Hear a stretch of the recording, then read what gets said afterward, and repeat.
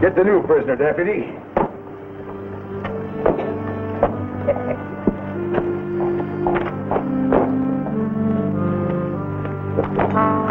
Matter, boy. Got a little rough for you. Oh, just shut up, Tollinger. Getting a little skittish, boy, about that hangman's rope waiting for you down in Pecos City.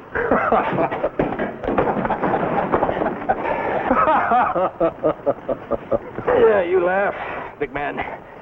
You laugh it up. Someday, Tollinger, I'm gonna choke that laugh right down your fat throat. Billy, boy, you just ain't gonna live that long. The man you swore I killed, Tollinger. I never even seen him before. You know it. Well, now, that's not the way the judge and the jury figured it, Billy. Yeah. I got friends around here, Tollinger. A lot of them. Word's going to get back to Garrett. You think over here's gonna help you, huh? That's right.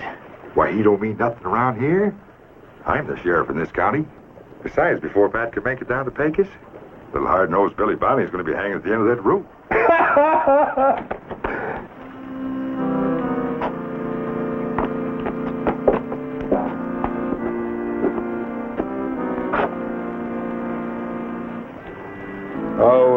Meet Ann Drake. You ought to enjoy her company on our little trip. One of your kind. She's a murderer. Get in a wagon. You watch, Tollinger, because I'm going to bust out of here.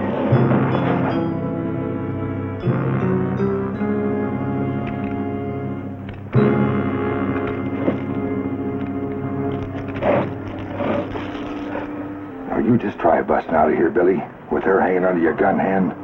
Get in a wagon. Go on, get in there.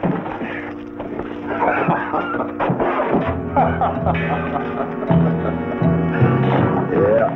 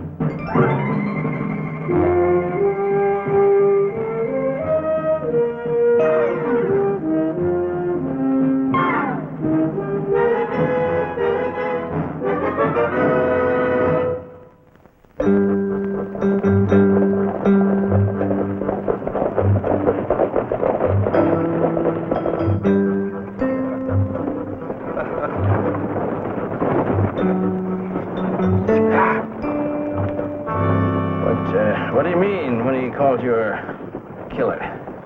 Huh? You got your trial yet? Yeah, well, I've been having pretty fair conversation with myself the past hour or so. I've met some unfriendly gals in my time, but you win the turkey, ma'am.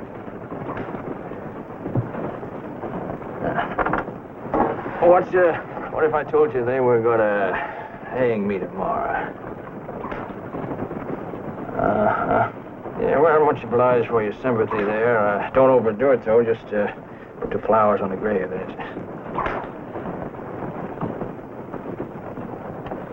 All right, that ain't very funny. But you better listen to me, little Miss Annie, whatever your name is, because I'm gonna bust out of here. All that means is you're going with me. So you just... Oh, ain't I got enough trouble without listening to your fool talk. All right, don't listen. Just watch. You better do what I say, when I say it.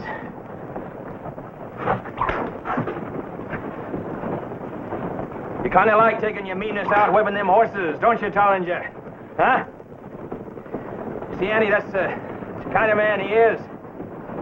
He gets his fun beating up on anybody or anything that can't fight back. That's the way he was a year ago, back up in Lincoln County, when he was deputy under Pat Garrett. Yeah, Tollinger, he's a tough man.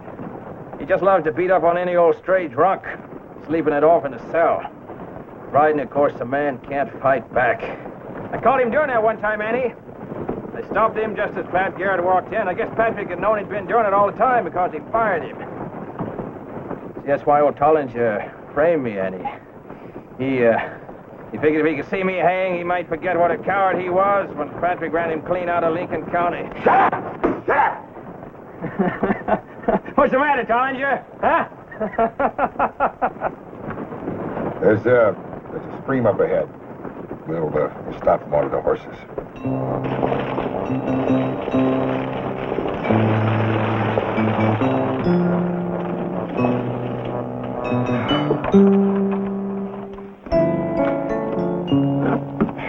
You water the horses. Right.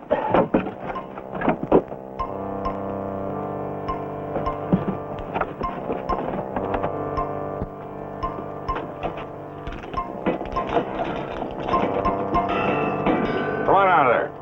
Get you a drink of water. Come on out of there.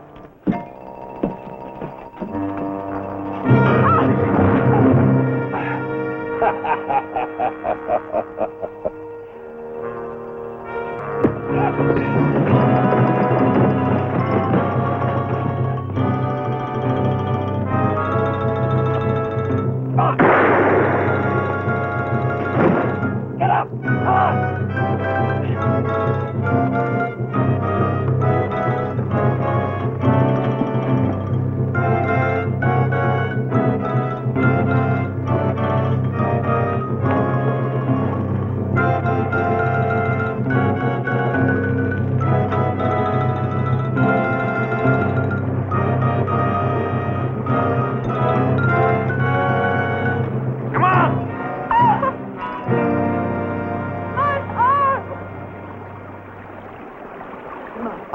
You hurt my arm. We gotta keep moving.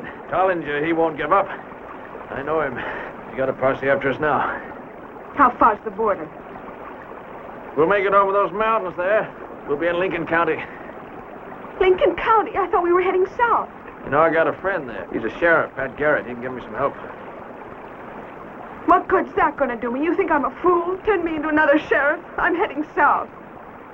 Wait a minute. Come here. What are you doing? Now listen to me, will you? No one's gonna turn you over to a sheriff. What are you doing? Listen to me, will you? Let go! Ah! Don't ever touch me. Well, you be still then. Stop fighting me. Don't put your hands on me again. I killed one man already. I won't think twice about killing you. You're kind of anxious to get rid of me, ain't you? Well, I'll tell you something, lady. I'm about twice as anxious to get rid of you. You better get these things off. It's the last thing I do.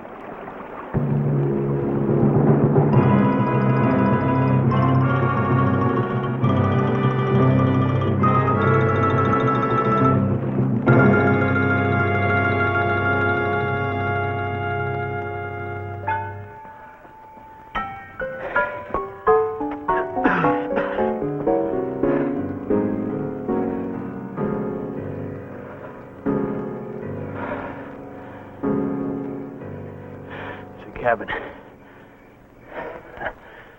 Big barn near it. Might be a blacksmith shed down there. If I get some decent tools, I'll get these things off of us. And you go your way and I go mine. Might be worth a chance. I didn't hurt you, did I? No. Well, you got tears in your eyes. Just shut up and get these things off me. The sooner I get away from you, the better. Come on.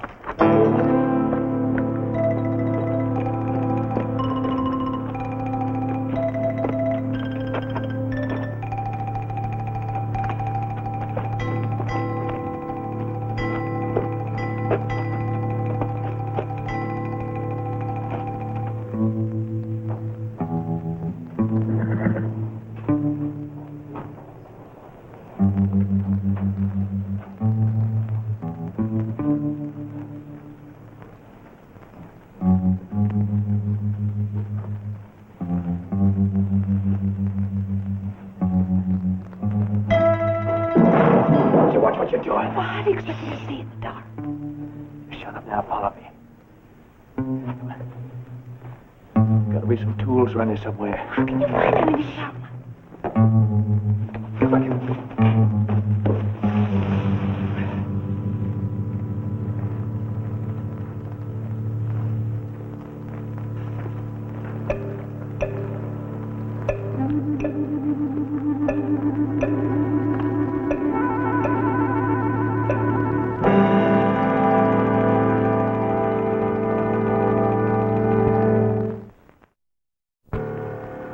Who are you?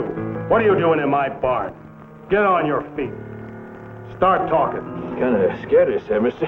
We're just, I asked you who you are. Yeah, well, give us a chance there, mister. I was just taking a little night ride with my girl here. Courting her, you know. We just stopped in the barn here to warm up a little bit. That night air out there is... Shine a light on their faces. All right, get out of here. Never let me catch you in my barn again. Out at night with a sweet little girl like her. You ought to be ashamed. If your folks ever found out. Well, I'm sorry, mister. It won't happen again. Wait a minute. Ben, you seen either of them before? Girl's not from any of the neighbor families. What's your name, girl? I told you to hold up. Come back here!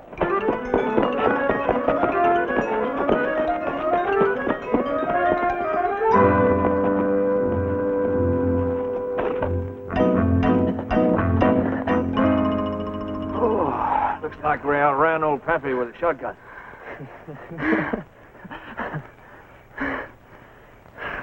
Oh, come on, let's get out of here. We're wasting time. Which way, yours or mine? Look, I got a friend in Lincoln County, and he ain't a sheriff. He could get you out of the territory, safe and sound. But then I don't suppose you want to trust me, huh? Why should I?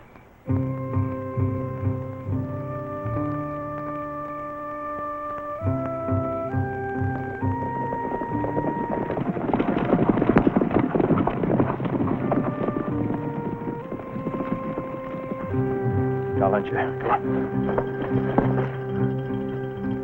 You'll talk to that farmer. Pick up our trail in 5 minutes.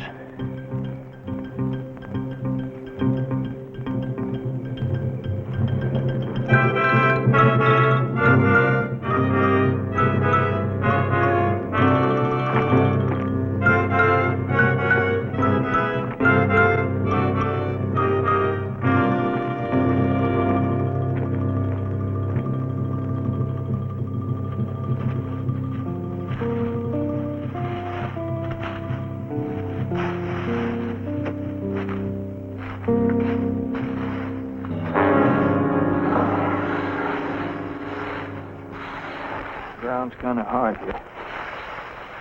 These leaves might make it easier sleeping. A little warmer, too.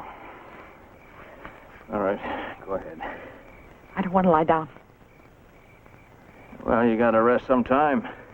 Why don't you leave me alone? All right, I'm just trying. Stop staring. I know what you're thinking. Well, I'm not that kind. I never was. I never yet met a man who wasn't a cheat or a liar. See, I know you. I know your type. So don't think you can smile and soft-talk me and expect me to forget what you are. Annie, I don't know what you think I am. I don't care. I'm too tired. I gotta get some sleep. Good night.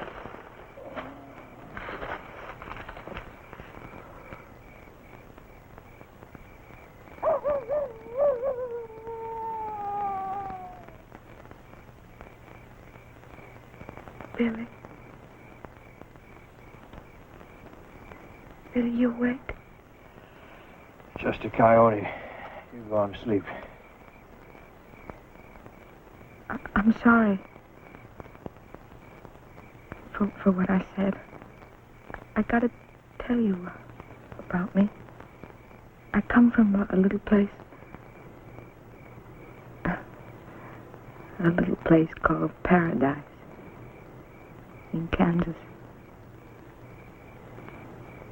I hated my pa.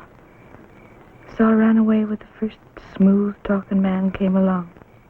Drummer called Charlie. He had a nice smile. circuit riding preacher married us. And I was happy for a bit. I'll never forget his face the day I told him about the baby coming.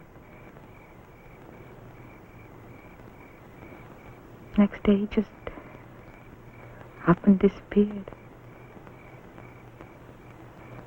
It wasn't until after I lost the baby I found out he had another wife in the next county, all alone. So, then I met Jonas. I met him through the doctor in Salina. I just let him take me to his spread in Pecos. It didn't take me long to find out why he married me. He didn't want a wife. He wanted a sinner he could torture. He kept bringing up my past. He beat me just like my father. He said he was trying to drive the devil out of me. That day I took his gun. I told him I'd kill him if he ever whipped me again. But he just smiled, kept coming at me. And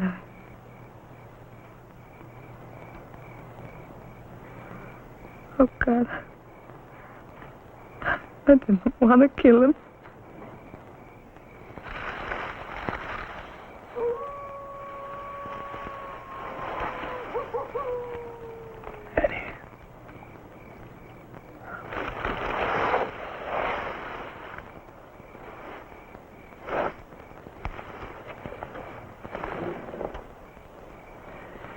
You sleep, Annie. You just go off to sleep now.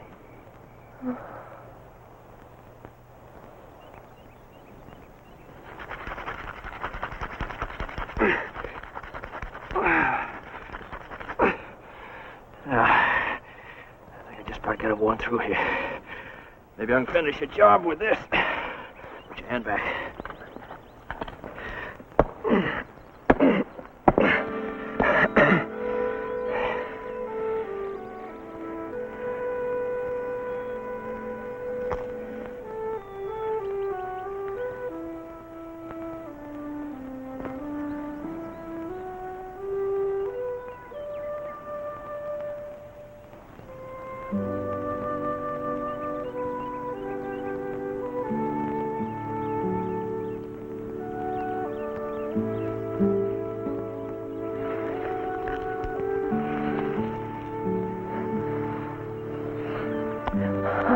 Billy.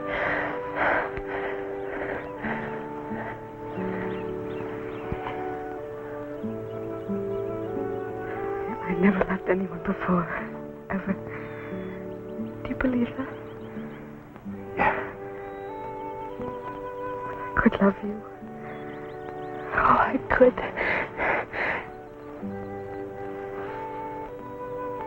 I wish I could be born again for you.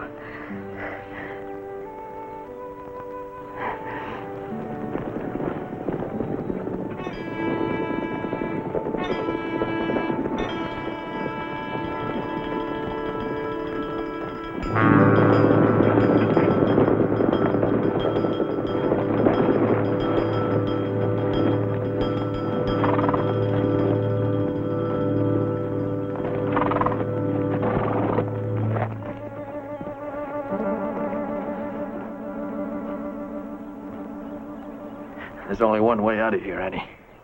I gotta draw their fire. Now, I'll tell you, I'm gonna run them a hard chase right along the top of that ridge, right there.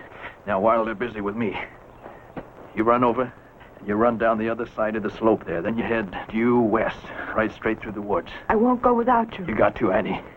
What I mean, this is your one chance, see? With me, it don't matter. I mean, I can explain to him I'm innocent, you know. But with you, it's not the same thing. But, Billy, You head right straight for Lincoln County, Annie. That friend of mine named Hopewell, Ed Hopewell. You remember that? He has a cabin right there on the other side of the line. You'll see to it you get safely across the border. They'll never take you alive. Tollinger won't let Tollinger. you. Never you mind about Tollinger, Annie. I mean, I'm going to be all right. I promise you that. I just want you to do what I ask you to do. I can't. Listen, Annie. Now listen to me. I want you to do what I'm telling you to do. Will you do that for me, Annie? Please, please.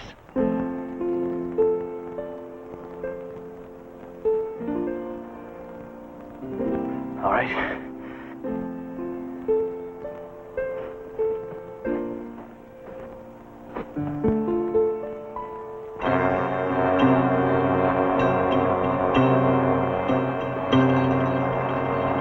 They're up there. They gotta be up there. Judd, you take part of the men. You go around that butte. You cut them off there. Rest of your men, you follow me on foot. We'll flush them out. All right. Almost time now. As soon as they start walking right across the cliff there. Hold my hand.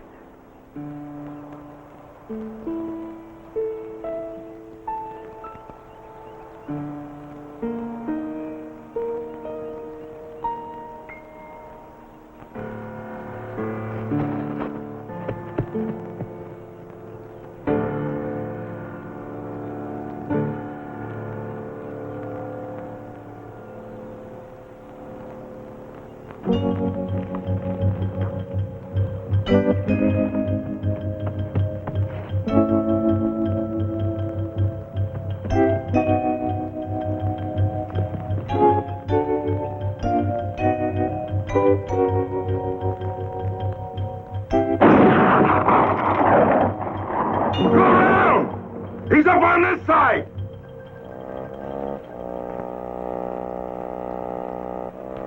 Sheriff!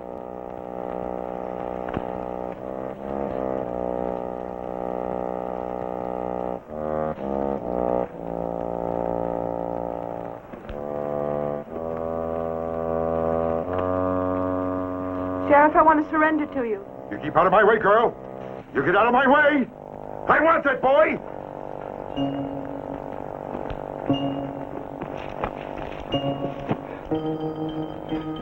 Annie?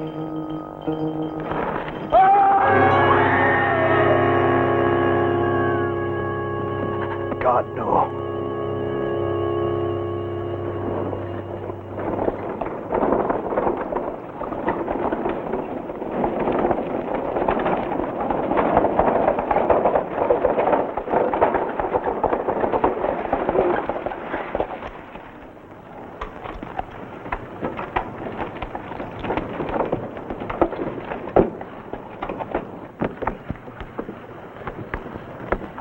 Billy. There's a lot to be thankful for, Billy. The judge who freed you on that Tony murder charge, those folks who came forward to testify. You're a free man, and a lucky one. A free man. Billy. Billy, I know how you feel. She'll get a decent burial. That's all anybody can do for her now.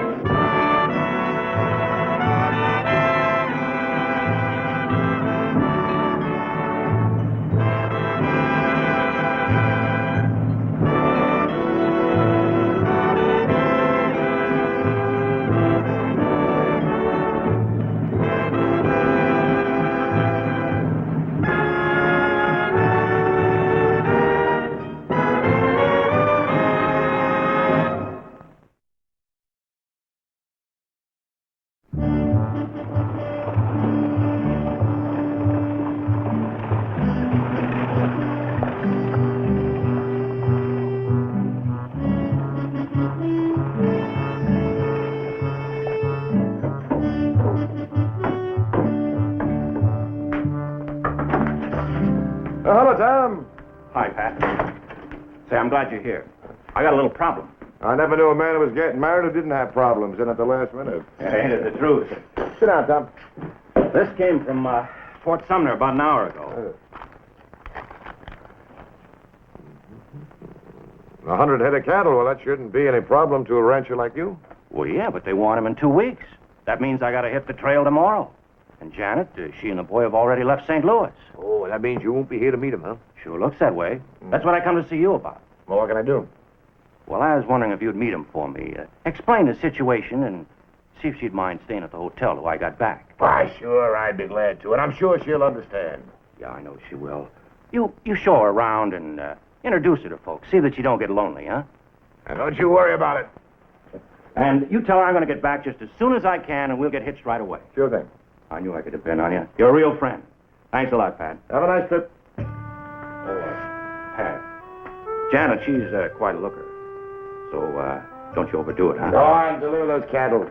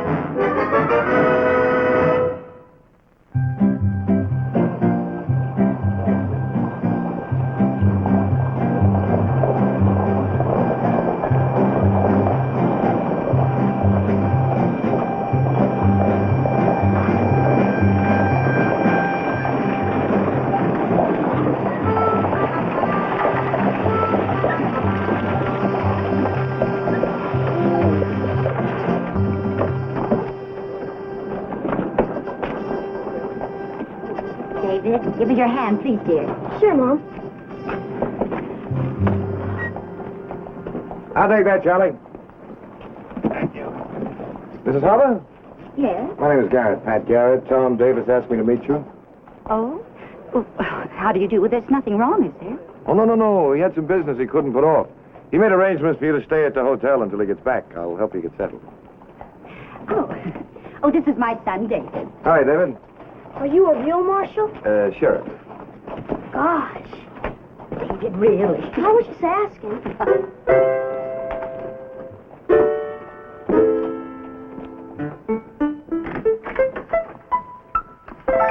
Thank you. When are we going to get to see the ranch? Oh, as soon as Mr. Davis gets back, I imagine. Not for 3 weeks. Well, maybe one of these days I could borrow a buggy. We could ride out and see your new home. Could we? Oh, sweetheart, Mr. Garrett's gone to enough trouble on our account already. Not at all. Besides, a hotel room can become pretty boring for 3 weeks. They're very nice rooms.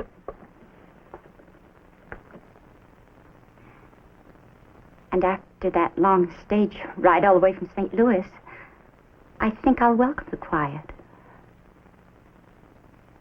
We didn't even get held up. And there was a money box on the stage, too. Driver told me. Oh, Mr. Garrett. Pat. Pat? But David's quite excited from the trip, you know, coming to a new place, the West. I understand. Well, you want to freshen up. I'll be back in an hour. Pick you up for dinner. Show you the town. Oh, now that won't be necessary, really, it won't. And I insist. I promised Tom I'd take good care of you. Will you show us your outlaws? Huh? In your jail. You got some locked up, haven't you? Well, David, not right now. Of course, if you see any outlaws walking around, you let me know, won't you? You bet I will. I don't know. Oh, that'd be fine. So long, Pat. See you later, partner.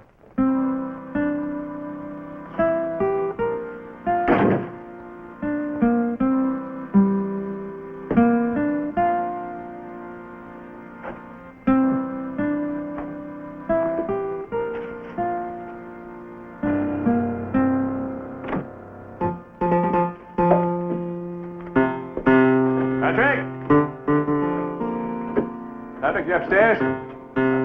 What, Bud? See the look on her face when I picked out this hat. Oh, hello, Billy. What are you doing here? I'm just looking for you. Oh, Janet, this is Billy Bonney, friend of mine. I told you about him, Mrs. Harper. How are you, Miss Harper? How do you do, Mr. Bonnie? Well, I won't keep you from your business. Yeah, are you sure you can handle all this now? I'll be all right. Well, don't rush off on my account. Well, I have to get these packages back to the hotel and then meet my son. His first day in school. Well, I'll come by and pick you and David up in about an hour or so, huh? All right. We'll try the other cafe tonight. Bye.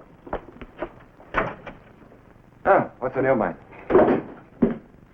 Came into town to pick up a couple of things for Tundle. Thought maybe we could have supper together, but I reckon you're going to be busy, huh? Yeah, sorry, Billy.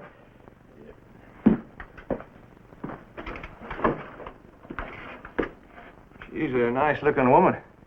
Yeah, Tom Davis, a lucky fellow. Nice job you got there. What do you mean? Well, I just sure wish a friend of mine asked me to look after a beautiful woman like that.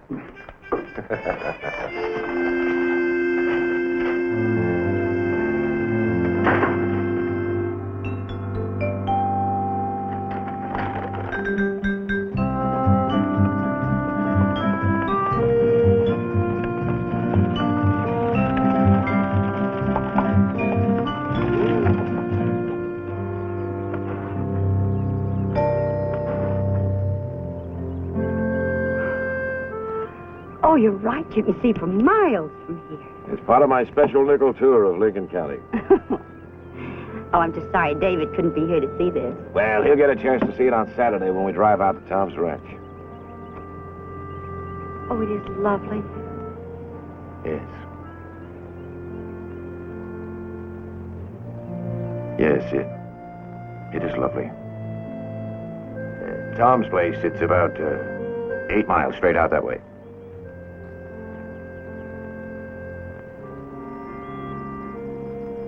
Well, I guess we'd better be getting back to town.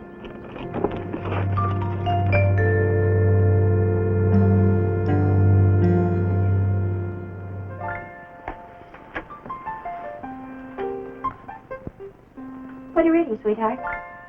Some stories.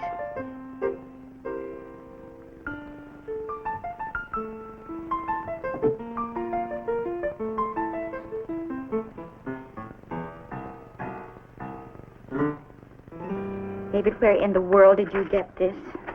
At a store. Now, you know perfectly well I don't like for you to read this trash. You wouldn't feel that way if you were marrying Pat instead of Mr. Davis. David, why did you say that? Well, if you were, then I'd grow up to be a lawman too, wouldn't I? Instead of learning to be a rancher like Mr. Davis. You are not going to be a lawman. And you don't have to be a rancher if you don't want to be. All of that can be decided when you're older. For right now, I am going to marry Mr. Davis, not Mr. Garrett. And the sooner you get those silly notions out of your head, the better off you'll be. Now, good night. Night.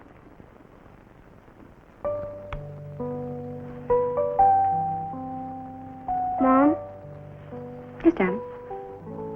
I know why you came here. To make a good home for us and all. And Mr. Davis. Well, he's a fine man, but But what, sweetheart? aren't people supposed to be in love to be married? You were in love with my pa, weren't you? Oh, darling, of course I was, very much. I see how you look at Mr. Garrett sometimes. Like you used to look at Pa. It's awfully late now, son. Please go to sleep. Night, Mom. Night.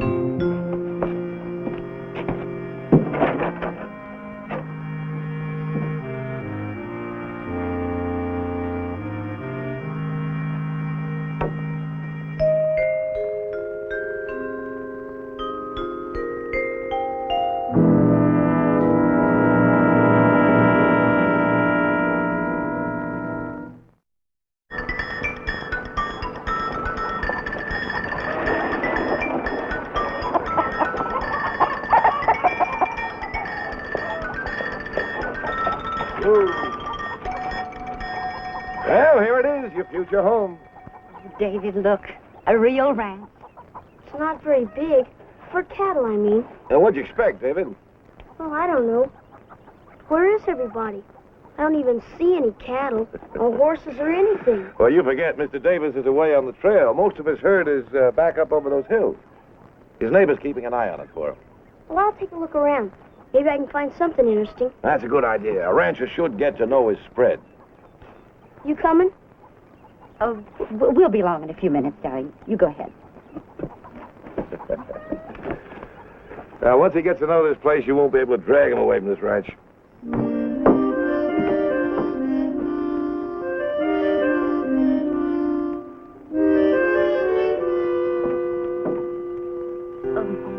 Pat, I wanted to talk to you alone just for a minute. I don't know what David and I would have done if it hadn't been for you. Well, Tom will be back in just a few days, and I just... Well, I don't think... What is it, Janet? Pat, when I met Tom Davis in St. Louis last summer, he was lonely. So was I. He used to tell me about this ranch, how he lived out here alone, widower with no children. And, well, we found that we had something in common. I had David. Tom's always wanted a son. Tom had companionship, security. Well, I knew he'd be a good father to David, and a good husband, I'm sure, but... You're not in love with him. I thought I would be, Pat, but being with you, I'm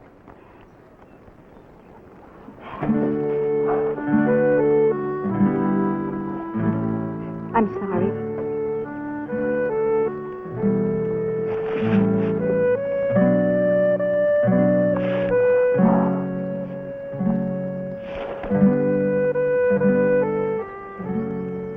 No, Janet, it's too late. I'm just looking after you for Tom Davis.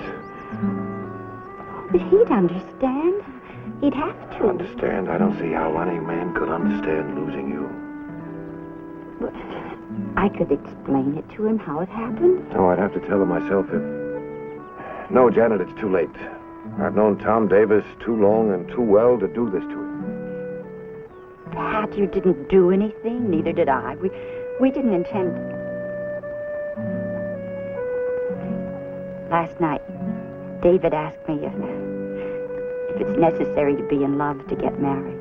Janet, I'd be a bad risk as a father, as a husband. You mean it? Well, Pat, you could go into something else. Ranch or open a store. I've saved some money. Well, maybe we could even leave Lincoln, and that way we wouldn't have... Have to face Tom Davis. Janet, I belong here. I wasn't meant to be a rancher or a storekeeper. I've drifted for years until I found this. It's the way I am. All right, I understand. But it doesn't change what I feel. Janet. Janet, we'll work this out.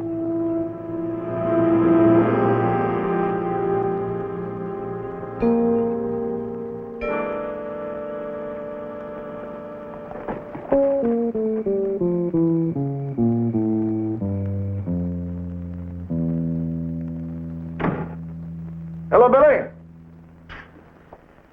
What do you say, Patrick? You're getting all slicked up there, ain't you? Well, you're going out to dinner again. Huh? That's right. I figured you ought to know Charlie Awachi is down in the saloon. Yeah, I know. He's getting pretty drunk down there. That won't be the first time he slept it off in one of those cells. Tundle, he sent me out to Tom Davis's place this afternoon. Check on it. See how things was. Oh, and how were things out at Tom Davis's place? Not so good. Patrick, she came here to marry Tom Davis. Billy, I know why she came here. Well, I'm just telling you. stay your friend, Patrick, but some things you gotta draw the line on. Davis, he likes you, and everybody around here likes him. They ain't like you to treat a friend this way. Billy, this is my business, nobody else's. Well, Patrick, people in this town here, they ain't blind. They seen, they've been talking, and there's nothing wrong with Tom Davis's hearing. What are you gonna say to him, Patrick? You gotta tell him, aren't you? As soon as he gets back. Well, Tom's done nothing but talk about that woman and her son since he met her. But like you said, that's your business.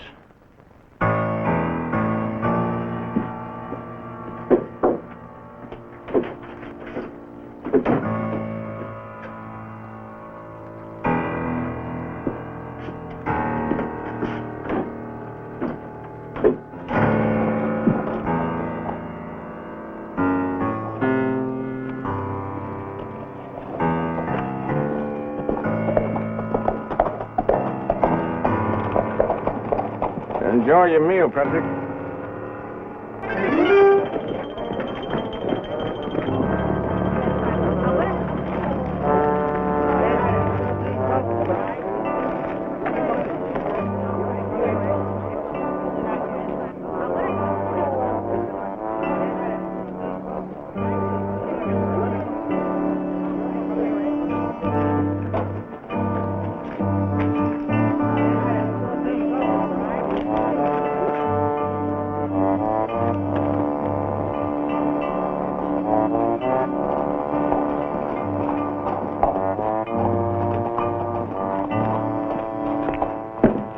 Evening.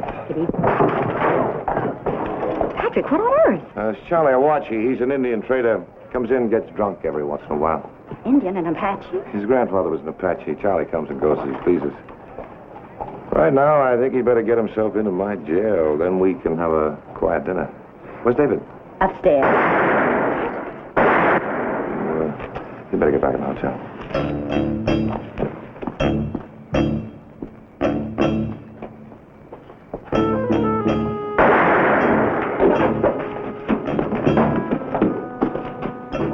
You waited a little too long, didn't you, Patrick? Get back.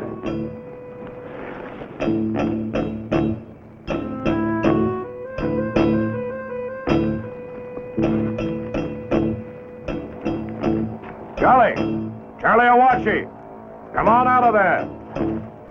You hear me, Charlie? You ain't gonna lock me up, Garrett. I ain't through yet. Charlie, if I have to come in there for you, you'll go up before the judge for resisting arrest. Now come on out of there.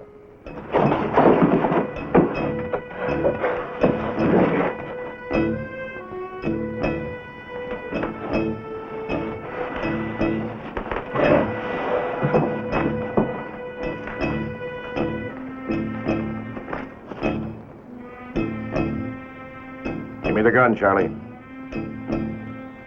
Take it from me, and I'll kill you. Charlie, you're drunk. Now hand it over.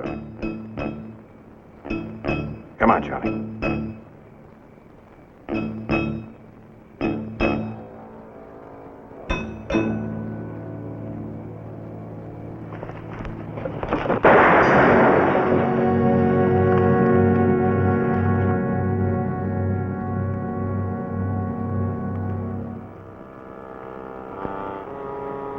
Thanks.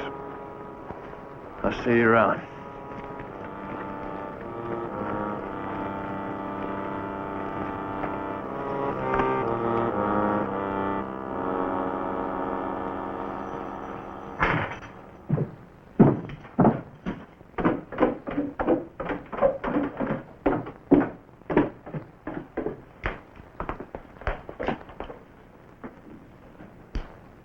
He could have killed you. Well, Charlie didn't mean it, but with a drunk, you never can tell. Now, how about that dinner? No. Pat, I want to talk. Just us. What's the matter? Well, this afternoon, I was so sure I knew what was right for us. For everyone. But now, Janet, Janet, nothing's changed. Pat, I've been alone so many years. I don't want to be left alone again. And I don't want my son to be left without a father again. Oh, yeah, I know you said that you couldn't change it. This was your work. I think I knew that even before you said it. But I kept telling myself that it didn't matter, that the only thing that mattered was our being together. That is all that matters, Janet. No. When that Indian shot at you, I saw so much. The truth, maybe. But it was such a little thing, a drunk, an accident. But you'd be dead, and that is your whole life. Any day, any little thing. Janet. Look, Janet, this isn't everything. Maybe I could change. No, dear, you were right. You couldn't change. But Janet, how do you know? Oh, but feeling the way I do in the long run, it'd be more unfair to you than to anyone else.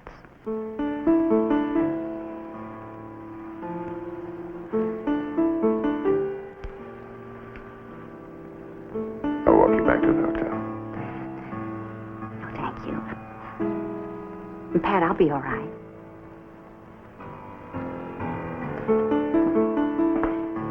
Janet.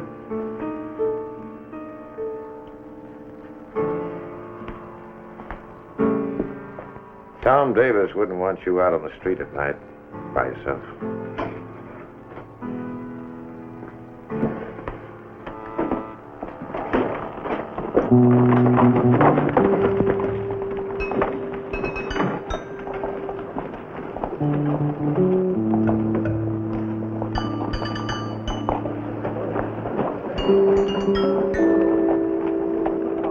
And I slept through the whole thing.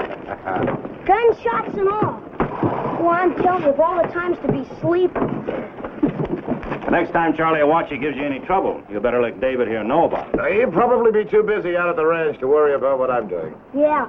Let's hurry. I gotta see Fleetfoot. Who's Fleetfoot? A pony. A real live one, too, and he's all mine. As soon as we get home, I'm gonna ride him. Well, we better get going then. You gonna come out and see Fleetfoot real soon? You bet I will. Well, good luck and much happiness, Mrs. Davis. Thank you, Pat. Those 3 weeks was a long time, wasn't it, Pat? Yes, Tom, a long time. I'm sure glad it's over. Yep, all over. Will you come see us anytime? Yeah.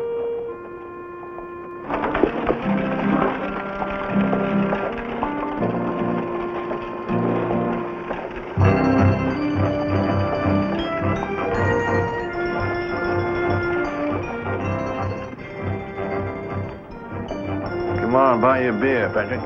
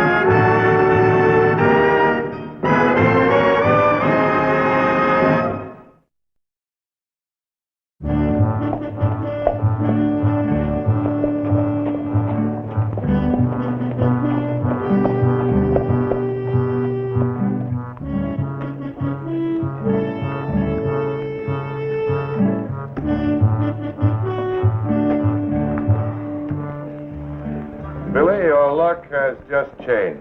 My way. I'll open it. All righty, 10 more, Patrick. Well, you'll never know. I just lost my sense of curiosity. It's that smile, Billy. Never trust a happy poker player. Give me one card. Dealer takes two.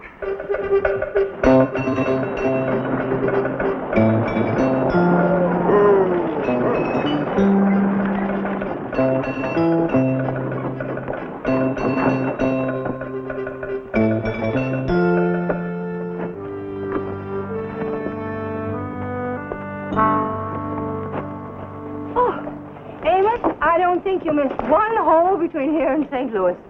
He did miss one, Mother. The Grand Canyon is too far north. Amos, take the bags, please. You wanted Paul Bunyan, you ought to hard him. Edward, you must be exhausted. I know what this heat does to your sinus. All right, what's more? I'm going to call you, Patrick. Two beautiful ladies, queens, and dukes. Those pretty gals are going to cost you, boy. I got aces and eights. Well, you know what that hand is called? Oh, you're going to win it. Up around Deadwood, that's known as a dead man's hand.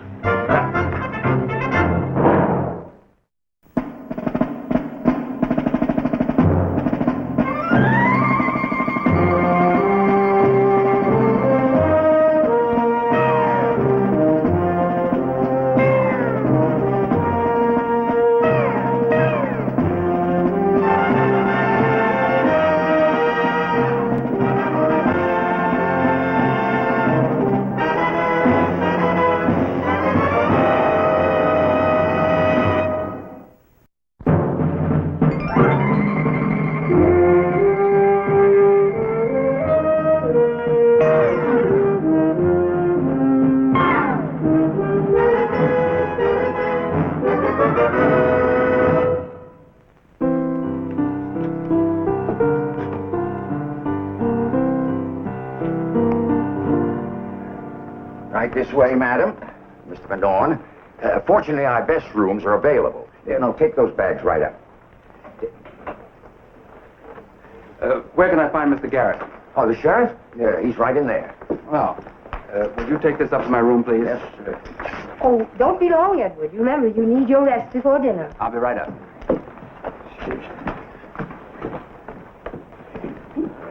Oh.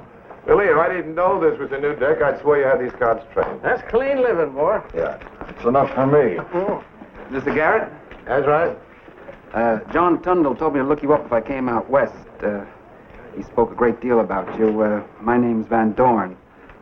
Edward Van Dorn? Edward Van Dorn. Oh, yes, I've heard of you. How are you? Welcome to Lincoln. It's not often we get a chance to entertain the owner of America's largest shipping line. This is Billy Bunny. Yes, Tundle spoke about you. Oh, he talked about us? There's real trouble. Tunnel's a talker. Sit down, Mr. Van Dorn. Thank you. I don't mean to interrupt. Oh, you'll be doing me a favor, believe me. Here, count these up and give me credit for them. All right, what brings you out here to New Mexico? Oh, the same thing that brings me west, Mr. Bonnie, game. You see, well, apart from my shipping line, I have a small reputation as a hunter. I understand from Mr. Tundle that you've got some excellent specimens of mountain lion hereabouts. What do you mean, 2 legs or 4? I got all shapes and sizes around here. Maybe you'd care for a drink, Mr. Van Dorn. Well, I never indulge before 6 o'clock. May I? This is a caliber 41, double action. Yeah, that's a new Lightning model Colt. Very effective under 50 feet, but at any real range, it's a mere toy. I'm traveling with my mother. We'd be honored if you gentlemen would join us for dinner. Well, thanks. It'd be a pleasure.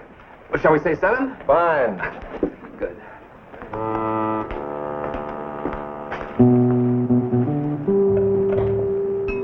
Something kind of strange about that fella. One of the privileges of wealth, Billy. Well, I see you at 7, and wear a clean shirt.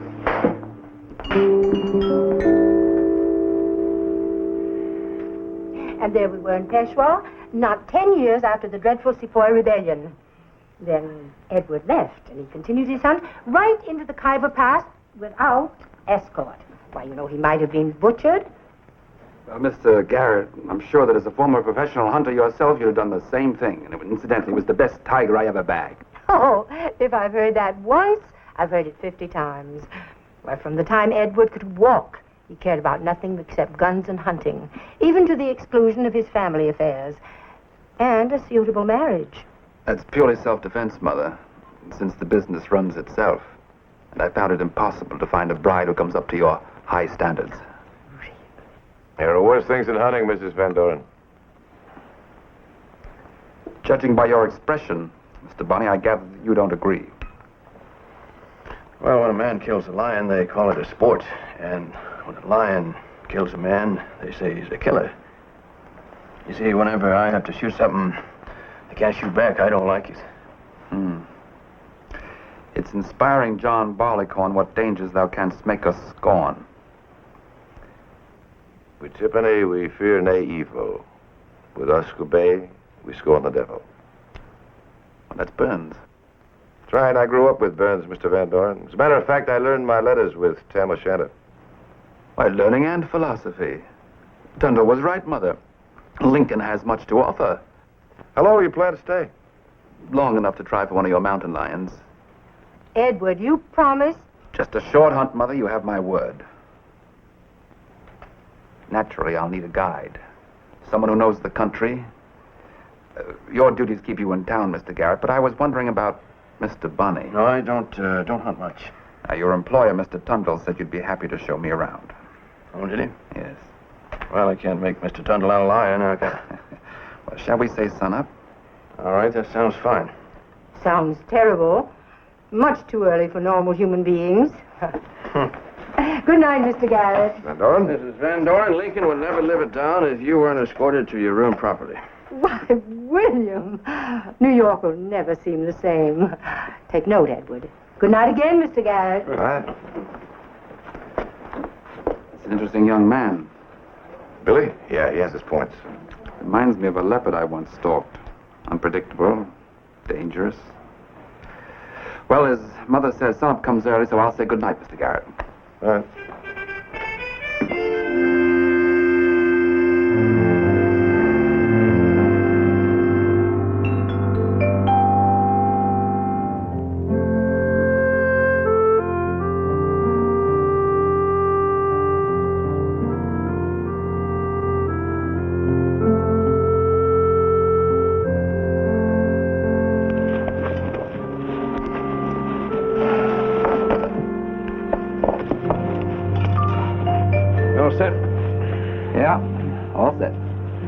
That's quite an artillery piece you got there. I had that made according to my own specifications. The caliber 45-70, with a new rifling technique that gives me the same range as the old Sharps. Not so loud. You might scare some of the game away in the territory. Let me see. We'll go north on foot this morning, then we'll cross that Razorback west. Lions ought to be coming down for water any time now. You know, you seem to know this country pretty well. Oh, comes from living with the Apaches, I guess. Either you know this land around here, you get buried in it.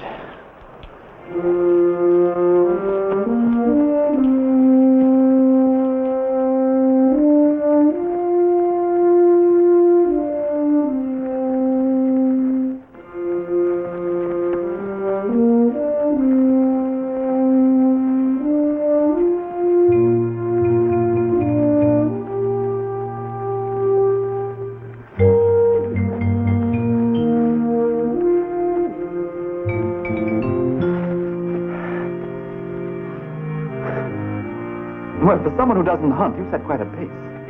So do these mountain lions. I hate for you to go back without firing a shot. Well, now that I've found my target, there's no danger of that.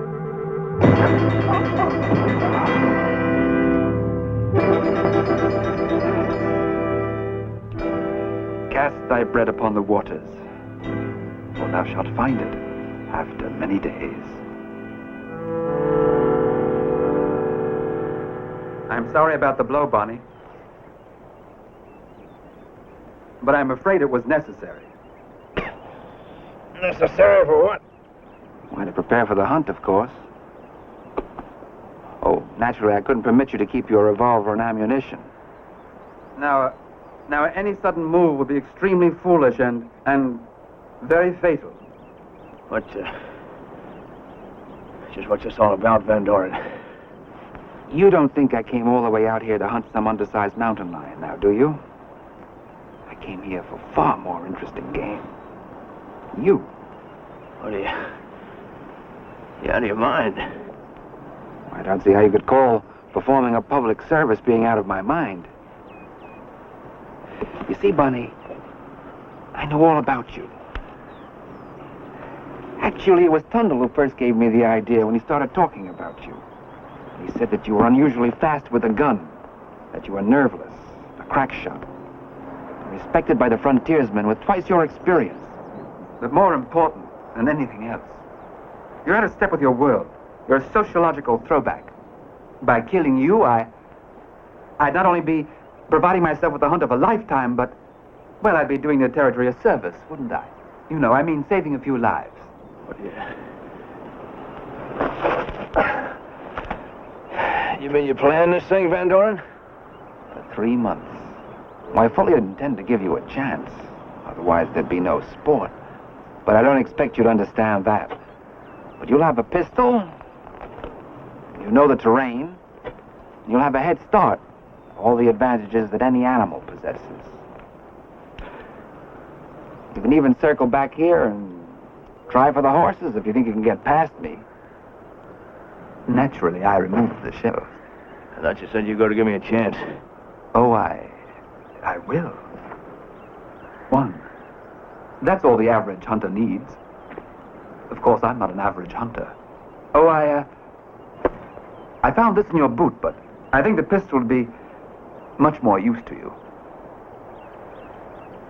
Now, remember, there's no quarter. This is a hunt to the death. One more thing. You've got 2 minutes. You remember the old saying, 1 for the money, 2 for the show? What about the people in Lincoln? What are you going to tell them? Well, there are always hunting accidents. Patrick ain't going to believe you. Mr. Garrett's a gentleman. He'll believe anything I tell him. What if I don't play? Well, then I'll have to kill you here and now. And you've got exactly 1.5 minutes.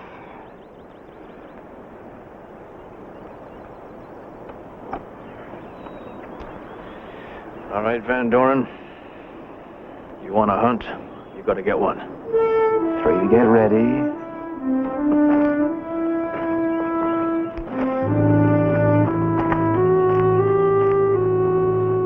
4 to go.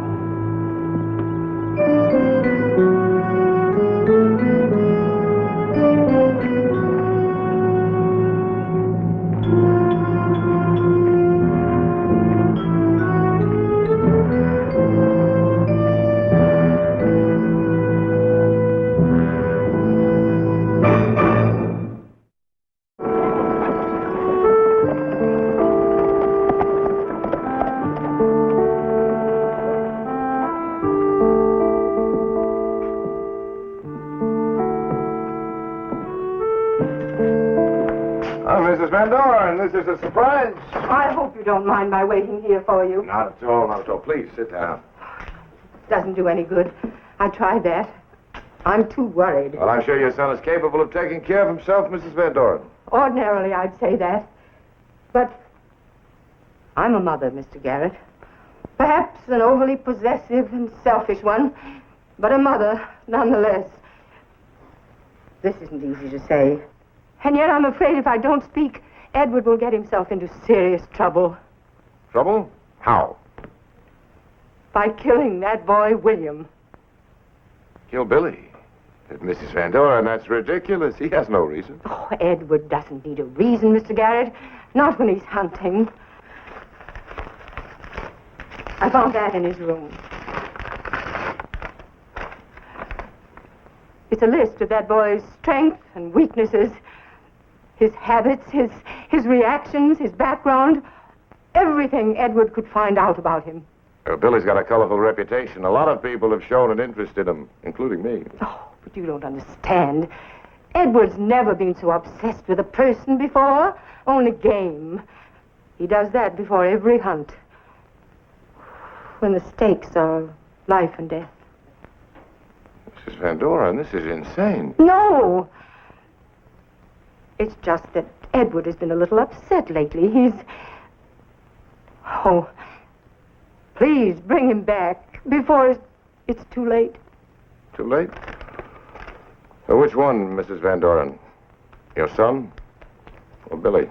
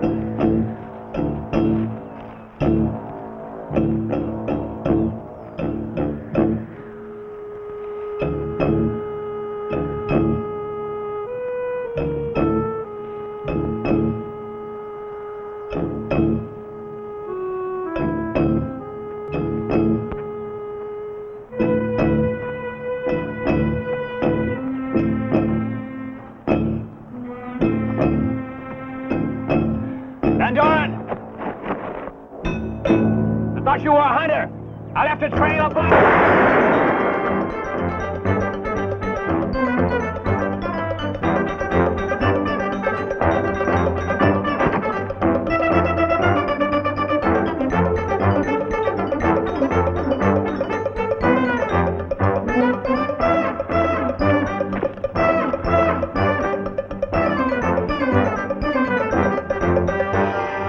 Very clever, Bonnie.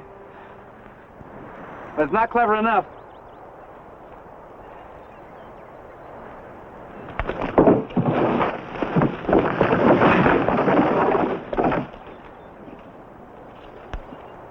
Next time you'll have to do better. If there is a next time.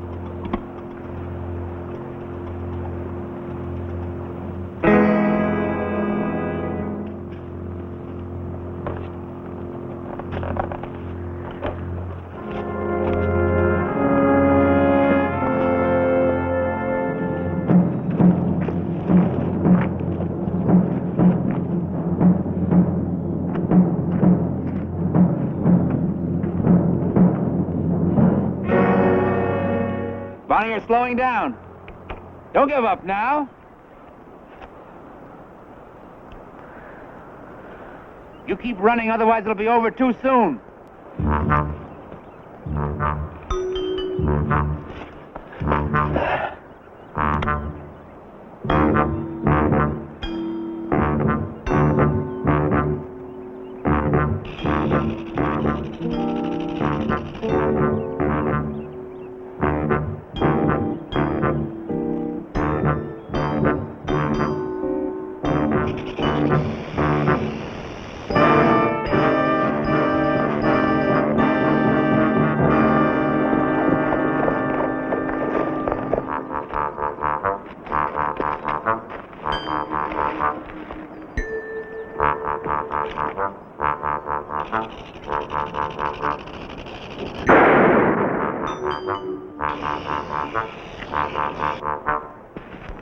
Well done, Bonnie.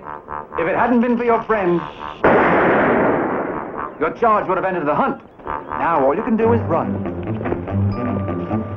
Make your peace with your maker.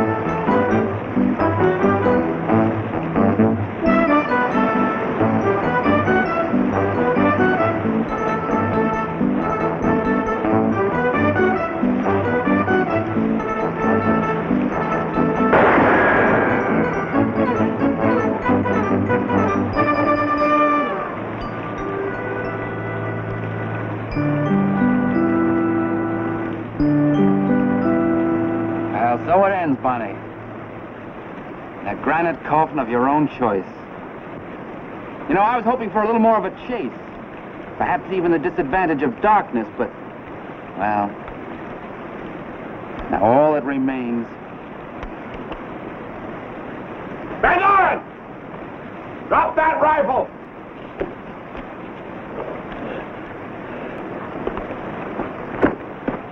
What did you get? Van Doren, I'm not going to tell you.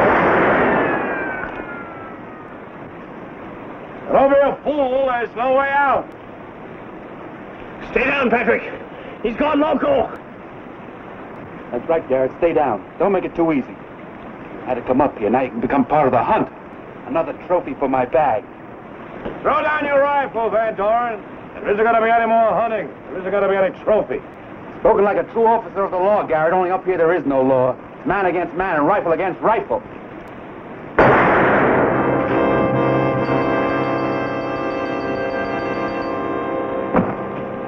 That, Patrick's what you call cutting it mighty fine. Father Garrett. You shot too straight. How did you know? Your mother, she was worried. No man or woman born can shun his destiny. That's an irony, gentlemen, that only I can appreciate. My compliments, Bonnie. You made it more than I hoped for. And no, Edmund. It's the hunt of a lifetime.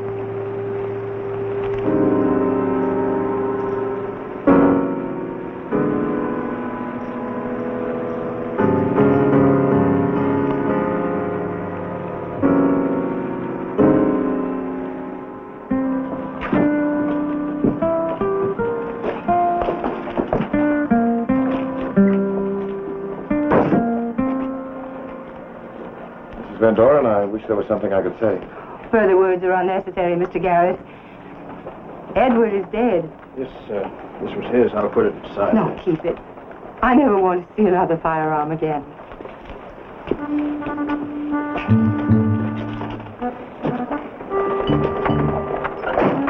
Here.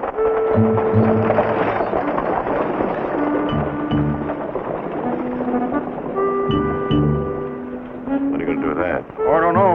But maybe I might do a little hunting. Of course, I'm going to need a guide, somebody who knows the territory. You interested?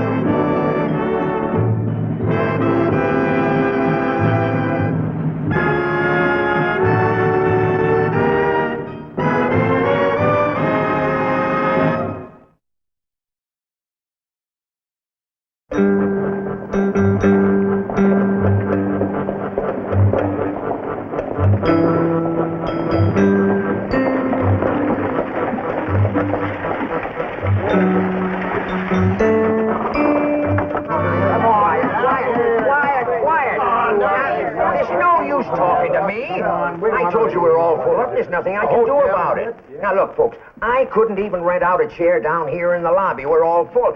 Oh, hello, Judd. I'll be with you in a minute. So, please, will you please be quiet? What is it, Judd? I just pulled in. Got 4 passengers out there in my stage. Yeah, well, I'm afraid you're stuck here in Lincoln with the rest of the people until the Army says that the road west is open. Apaches? Yeah. Well, what about my passengers? Well, it's over 2 weeks now since the stage has left here. What? I can't help you. The boarding house is full, too. Well, I got to put them up someplace. Yeah, well, that's no problem of mine, Judd.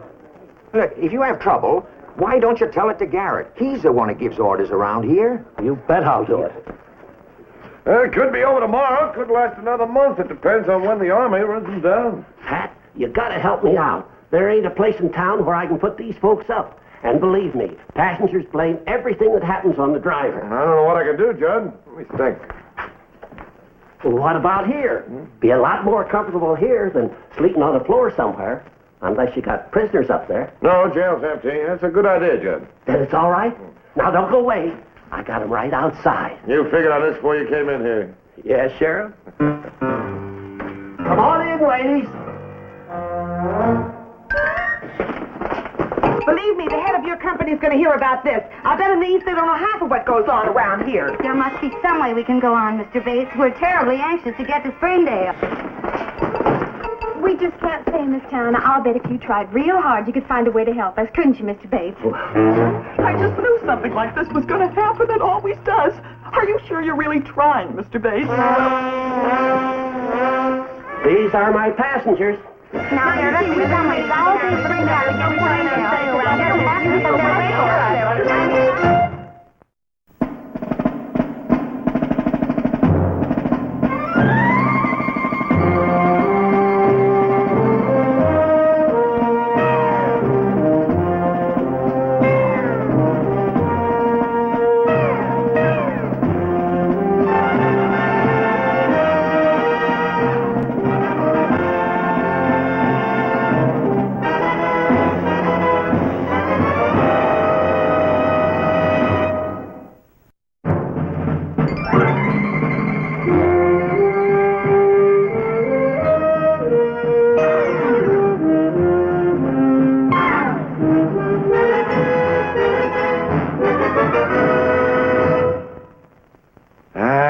That's better. Now, just keep calm. Now that it's settled, I'll leave them in your hands. Just a minute, Judd. I did offer to let your passengers stay here, but I didn't know. Jail isn't the place for these young ladies. I think we've got to find some other place for them. Well, there ain't no other place. You know that. Sheriff, you're the one who's responsible for holding up the coach in this town. Well, that's right, ma'am, but every stage this week... If you only knew how important this was to us. Why, I can't think of going... Now, ma'am, please. Sheriff, couldn't you just let us through? I mean, we'd appreciate it so much, I can't tell you. But, ma'am, it's not up to me. It's Army orders. Besides, it's for your own safety. I'll find a place for you to stay. You heard what Mr. Bates said. There's no other place. I'll check again. It's possible. Sheriff, since you're responsible for our being here, the least you can do is show us some courtesy. Well, I'm trying to, ma'am, but a jail... We bounced around in that coach for a week. Now, even a jail can't be worse than that. That kind of settles it, don't it, Sheriff? Well, I can't promise you much in the way of comfort here, but... Oh, we'll manage, I'm sure. It's up to you. I gave up my room at the boarding house, so I'll be bunking here myself on the couch. Well, much obliged, Sheriff. Just a minute, Judd. Give me a hand carrying these bags upstairs. Well, I'll take mine. This way, ladies. They're all alike, so pick any one that suits you best. I'm sorry the bunks aren't the softest. Once we get settled, we'll want to wash up. There's a back room downstairs, water a tub. If you want hot water, there's a bucket on the stove for heating, and I want to talk to you. Me? Yeah. He's good looking, isn't he? And don't get your hopes up, honey. He's probably married and got 8 kids. Well, let's move in. You didn't tell me you were carrying women, Judd? You never asked me. Besides, they won't be no trouble. No trouble? Then why are you so anxious to get them off your hands? Why, I just wanted to see that they were well looked after, that's all. Covey? No, much obliged. And who are they? Where are they headed? They're brides. Every one of them. Mail order brides. Headed for Springdale. What are you talking about? A bunch of them lonely miners in Springdale put up the money to bring them out from the East.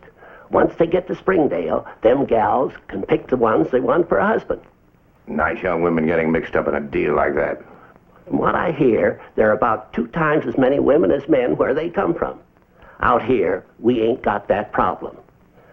The way I look at it, there's nothing wrong with what they're doing. It's sort of like what business folks call the law of supply and demand. Marriage isn't a business, Judd. Mine sure ain't. I done nothing but lost money ever since I got hitched. Oh, let me know when that road's open again. I'll come by for the gals. Have a good time, Sheriff. Young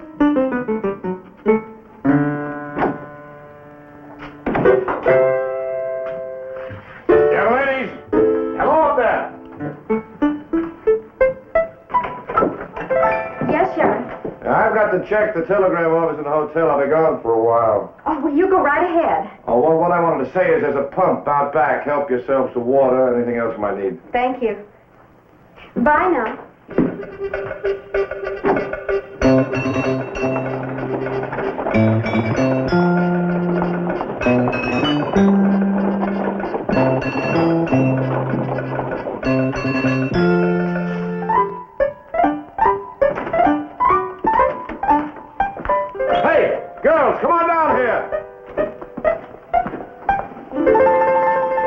and Carolyn are upstairs dressing, and Mary Lee is then taking a bath. Can I help? I'm Emma.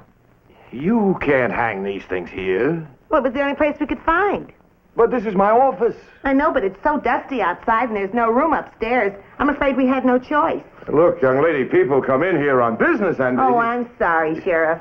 But, well, we've been traveling so long, and this is the first chance we've had to do any washing. Well, it just doesn't look, well, proper.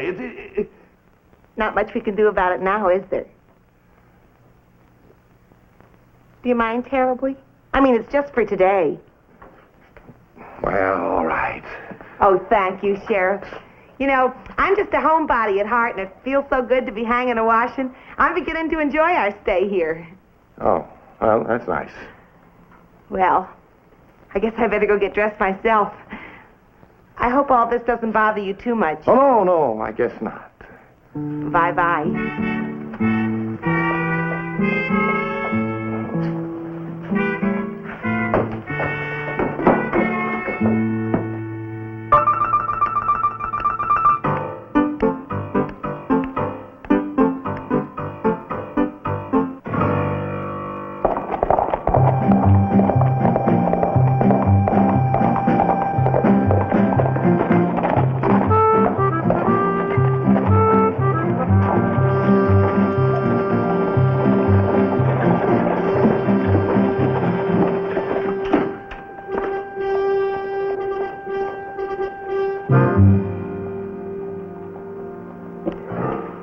Billy? What do you say, Patrick?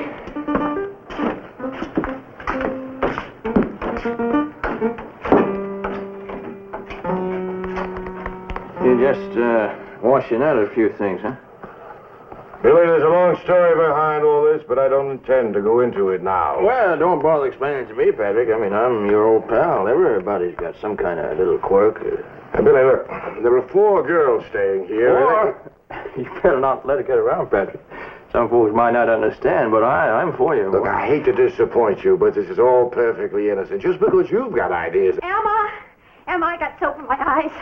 Emma! Where are you? Emma! Oh, wait a minute, it burns. Emma, where are you? Don't just stand there. Do something. Oh, Emma! Ma'am, Emma's gone upstairs. There's just us here. Oh, excuse me. Yeah, I see what you mean there, Patrick, about being so innocent-like. The girl made a mistake, that's all. Yeah, I know. I'm just sorry I came in and busted up your party. That's Robert, Billy. Now, what did you want to see me about? Well, I rode in here to see if you'd be interested in playing some poker with me tonight, but I see you got other things to do. As a matter of fact, I do have other things. Well, I understand, boy. I'll be at Murphy's all evening.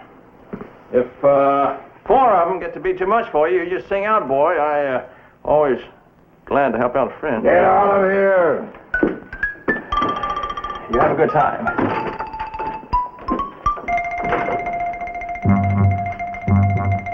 Young lady, I want you dressed and upstairs as soon as you can make it. I want to have a talk with all 4 of you. Everybody up there, get dressed. I'm coming up. Not yet, not yet.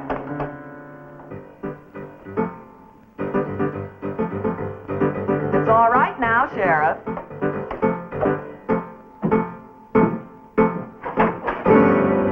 All right, girls, there's a few things I'd like to say to all of you. Would you be good enough right in here, please? We're all together and same. Is there something wrong, Sheriff? Oh, must be the washing. You know we're sorry about that, Sheriff. Yes, I'm sure you are. Now, sit right down there.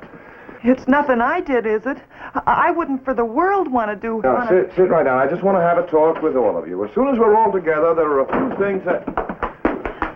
I got here as fast as I could, Sheriff.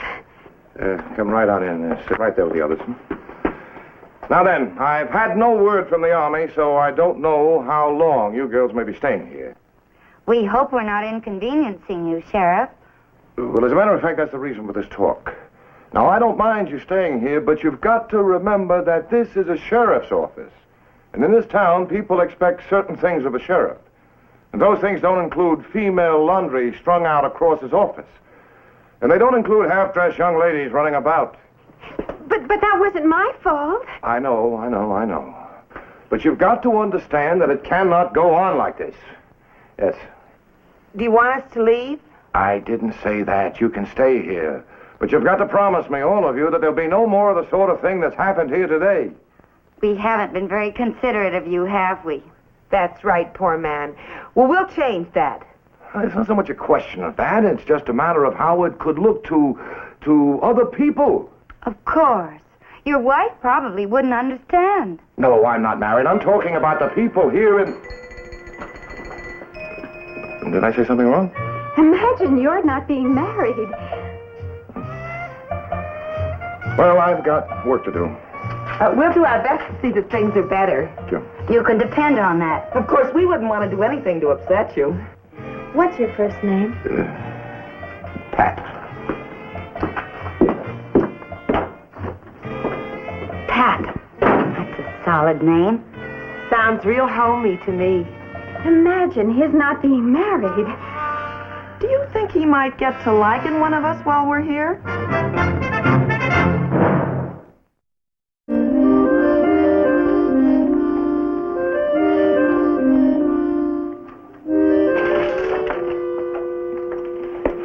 Oh, hello there. Hi. Where have you been? Well, we were at the cafe as you suggested, but we decided to bring a few things over here for you. Well, that wasn't necessary. You didn't have supper, so we just brought you some. Now you get over here and be comfortable. I cooked the chicken myself. You cooked it? When I tasted that horrible food at the cafe, I decided to ask them if I could go in and use their kitchen myself. And they let you? Eat it before it cools. I picked this up at the hotel for you. Most men like to read the newspaper after dinner. Well, thank you. We're all so grateful to you for putting us up. I wanted to get you something. Now, what is this? You can open it after supper. I bought it at the store. It's a pair of slippers. I thought you might be more comfortable in them. Well, that's... Miss! Miss!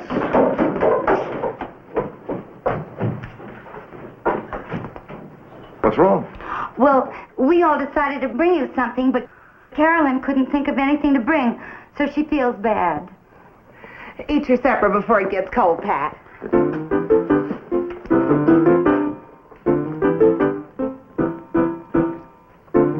That is good.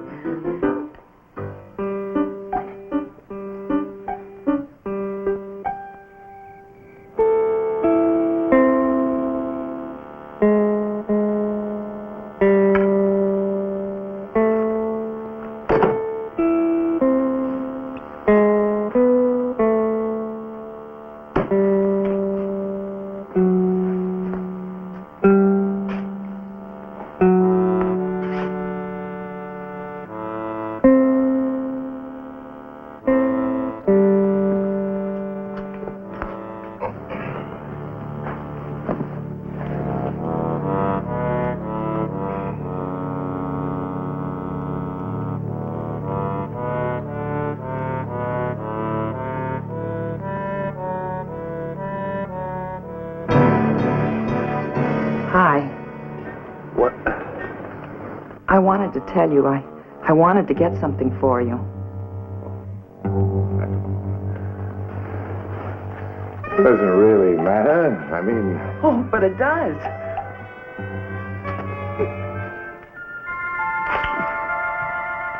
Oh, I'm sorry. Oh.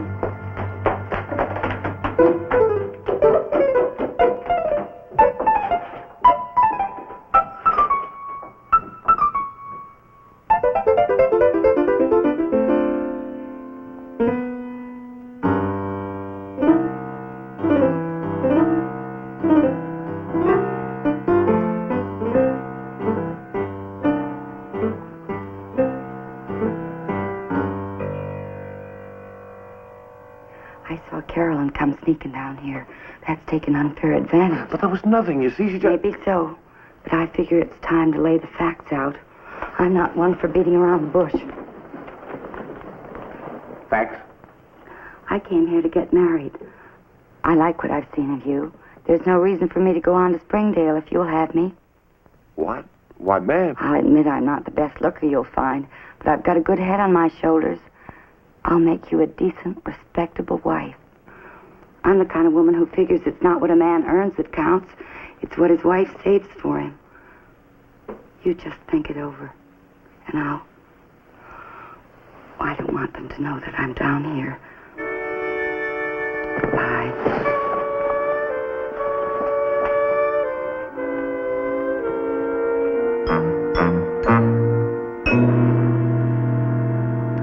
And the way you went after that chicken I cooked this afternoon, I knew for a fact that living alone you'd have starved yourself. I brought you a biscuit from supper. Oh, thank you, ma'am, but it's a little late for eating.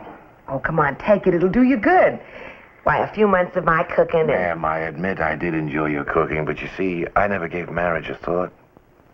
Well, I just wanted you to know, if you ever start thinking about it, you go right ahead and think about me. Now, here, take this biscuit. Be a good boy.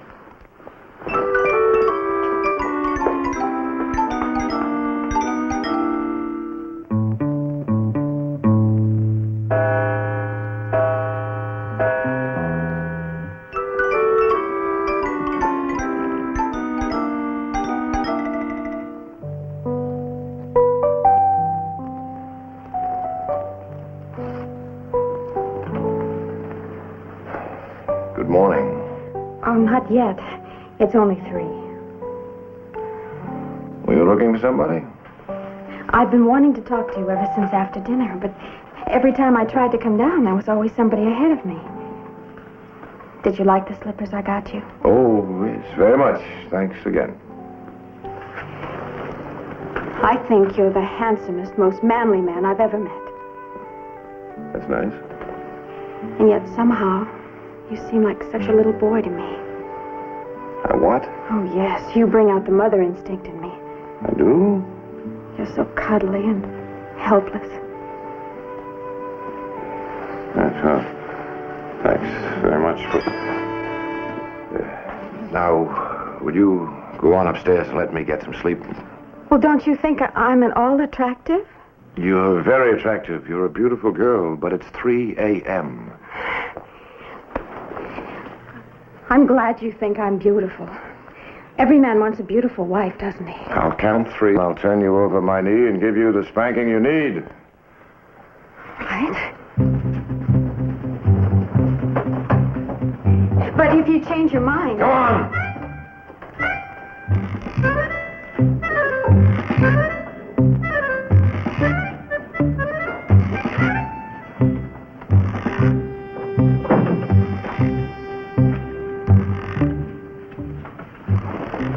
And just where have you been?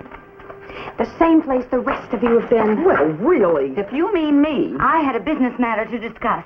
Well, I had business myself. Marriage business. Now, you keep away from him. He's busy thinking over... All I did was take the poor man some food. If he wants... Well, I'm terribly sorry, girls, but I just happen to know he's deeply in love with me. With you? The way he looks. Well, I never heard anything so... All right, I've had enough. Now get into those cells. You hear me? Go on, get in, go to bed. I'm sorry, but if I have to lock you up to get a night's sleep, that is exactly what I'm going to do.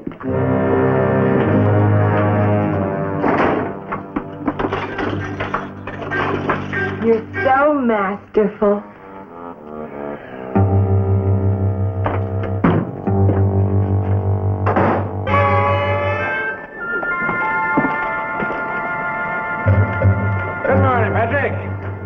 Billy, what are you doing in town this early? Some of them folks you've been holding here in town like poker. I've been at it all night. I'm just looking for a place to bunk down here. Well, it's not here. I tell you what, though, this telegram is from the Army. You take word from me up to the hotel, I guarantee they'll have a room for you inside half an hour. Well, they chased down them Apaches, huh? Yep. The road west is open. The stages can leave any time. All right, I'll get word to them. How are you and them females been getting along, Patrick? We are about to have a sad parting.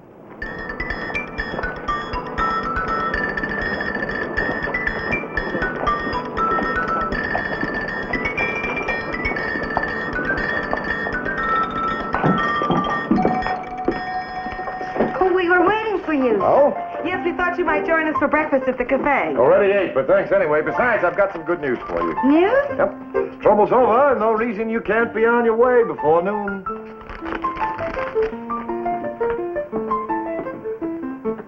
Oh, come on, smile. That's good news, isn't it? I ain't leaving. Me neither. I'm staying right here. Well, I'm certainly not going to leave. Ah, just a moment, young ladies. Pat, we talked this whole thing over this morning. And we decided not to fight anymore. Over you. Me? Pat, we all talked to you last night, and I'm sure we made our intentions clear. Yes. We're going to let you choose which one of us you want to marry. Which one of us do you like best? Well, let me put this to you as simply as possible. I don't want to get married. Don't you like any of us? Oh, of course. I think you're all fine young ladies, but after all, you just stayed here overnight. I had no intention Perhaps of... if you got to know us better. Yes, that's a wonderful idea. I figure we all ought to stay here till he can make up his mind. No, I don't need to make up my mind. It's already made up. Look, why don't you young ladies just push on to Springdale? There are some fine young men there all anxious to get married. You'll have your pick of the town. But that wouldn't be you, Pat. I'm a practical woman. I believe in a bird in the hand. Morning, ladies. How are you, Sheriff? The stage is ready. I've come for your baggage. Oh, Mr. Bates, I'm afraid we're not... Ladies, I want you to meet Jim Hartley. He rounded me up this morning and said he couldn't wait to meet you. To meet us? Yeah. I'm from Springdale. I rode all night to get here this morning. You mean you rode through that Apache country at night? Well, we was getting mighty worried when the little gals didn't show up, so we drew straws to see who'd get to come looking for 'em. I won.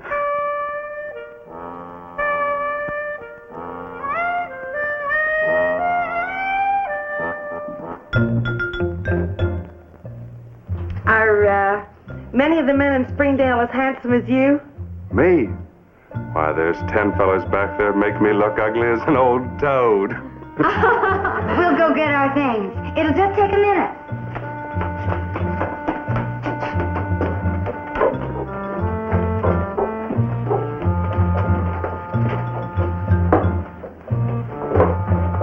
Well, I do feel sorry about you, Pat, but like Jane said, a bird in the hand.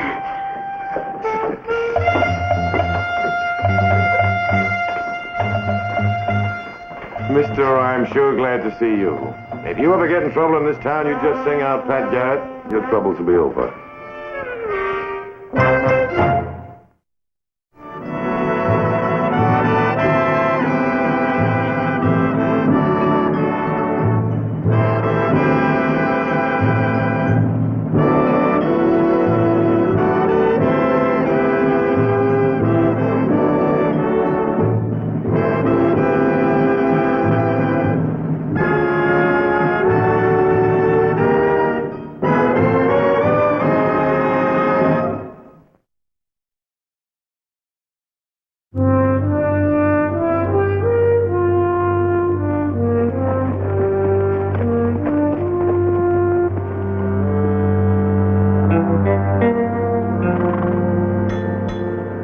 Afraid of a little wind, Mr. Garrett?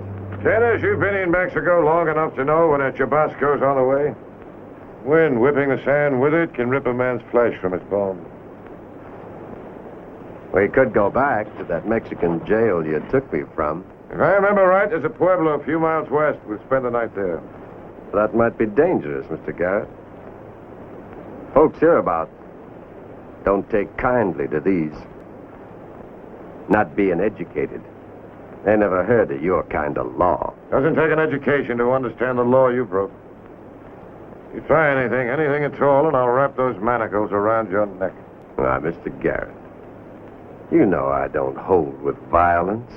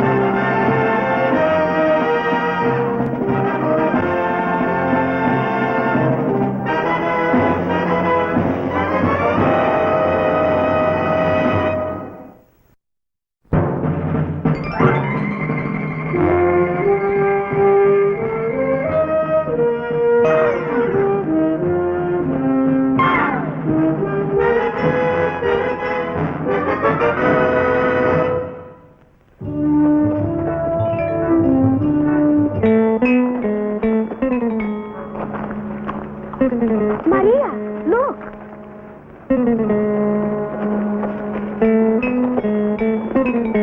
Run and wake Domingo.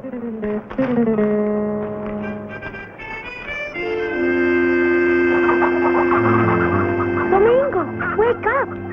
Strangers, 2 gringos. Here? Is that all? I thought it was the end of the world, at least. It is the first strangers in months, Domingo, and one of them is chained. Where are your manners, muchacha? I am the jefe. And don't you forget it when you speak to me.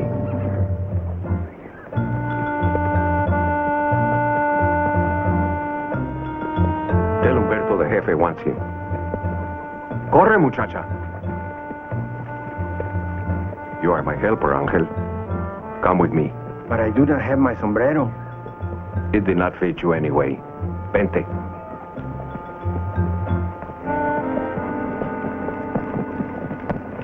Buenas tardes, señores. Buenas tardes. You speak English? Of course, señor. I am Domingo. I am the jefe of Rio Doloroso. I learned English when I was in El Paso. This is Angel and Humberto. They are my helpers. My name's Garrett. I'm a sheriff in the United States. And the girl, she yours? Get down, Curtis. You got anything to say, you can say it to me. This man is my prisoner. A bandido? This young one? Nobody's proved that yet. We need food and shelter against the wind tonight. Rio Doloroso is yours, senor. Of course, we are poor people. How much? 30 pesos. 30 pesos, senor. All right, let's take a look. This way, por favor. Walk in front of me. Yes, sir, Mr. Garrett.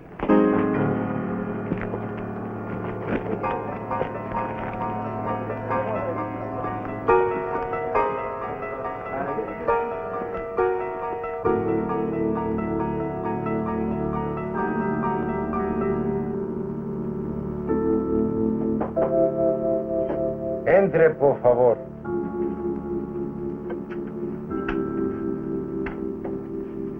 Con permiso, padre, but this thing you should know. 2 strangers have come to Rio Doloroso. Extranjeros en our pueblo? From los Estados Unidos. One of them has a badge of the law, and one has chains of iron and the eyes of an iguana. I should go to them. With the chubasco coming and the calentura still in your blood, remember what Maria said. Here you stay until you are well. Besides, Domingo has taken them under his roof. That is as it should be. But Domingo sometimes forget that the doors of our pueblo are always open to strangers. You wish that I should tell him? You have done enough in supplying me medicina, muchacha. Send Domingo to me.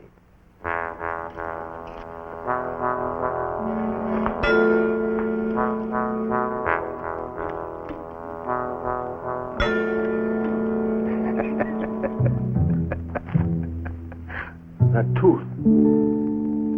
I have never seen a tooth like that. It's gold. You are a rich bandido.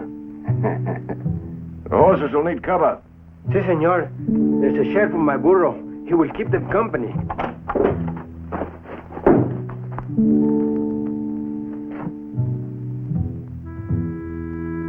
Domingo, maybe you'd better come along. Give me a hand. Of course, senor. Well, what's the matter, Mr. Garrett? Don't you even trust your host?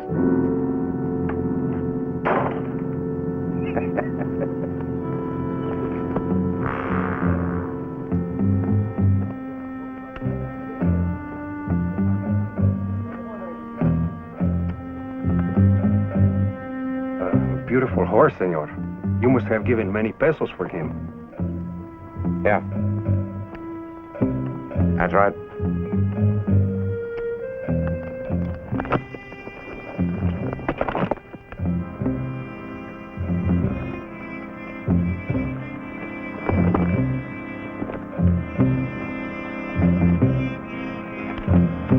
Domingo, Father Diaz would speak with you.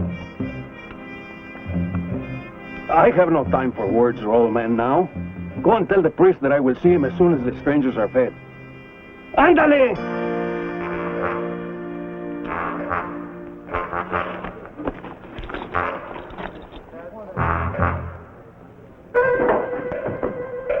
Over here.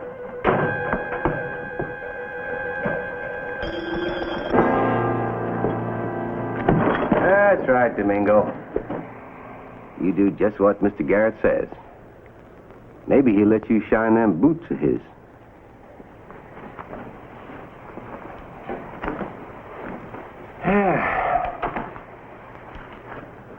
You know, it must be kind of sad being jefe of a place like Rio Doloroso. Sad, senor? Freeze in the winter, fry in the summer. Not much food to put in a man's belly. No money. Tell me, Domingo, you ever own a pair of boots? No one in Rio Doloroso ever owned boots, senor. You know, Domingo, you and Mr. Garrett here are just about the same size. I'll bet his boots would fit you just like they were made for you. That's enough, Curtis.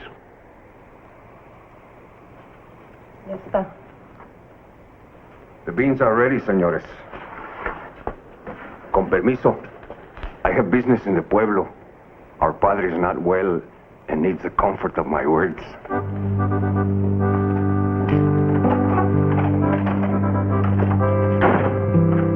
Ah, gracias, senor. Gracias.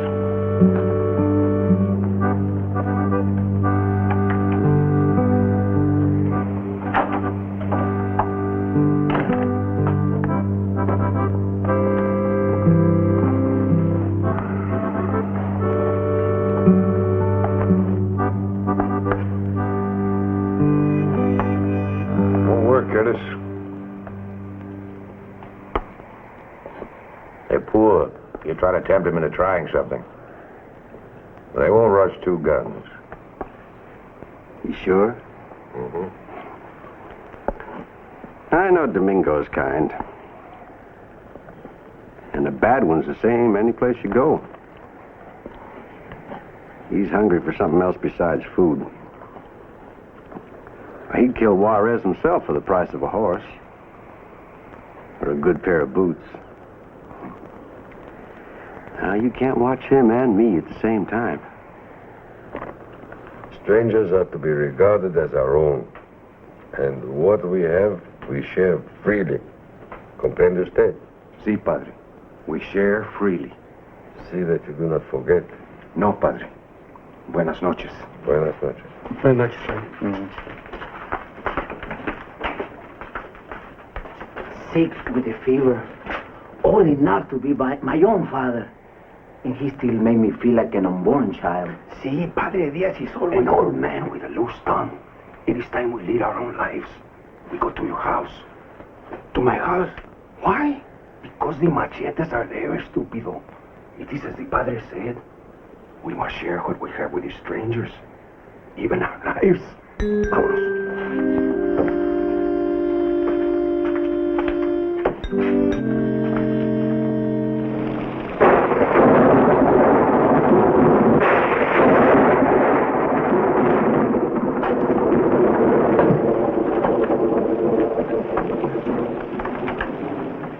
When it rains, they share my roof. Oh, they have a roof of their own? It fell in. And they sleep with their machetes, huh? Still with Ross, senores. Sírvenos.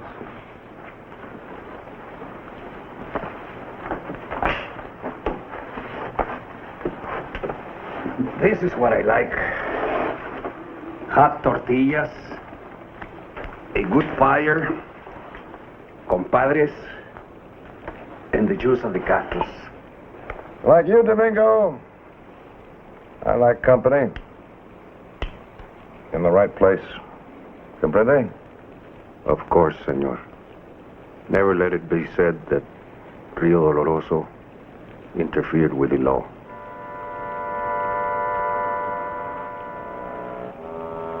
Your beans are getting cold, Mr. Garrett. You better eat up. It's going to be a long night. Yes, sir. I can tell it's going to be a real long night.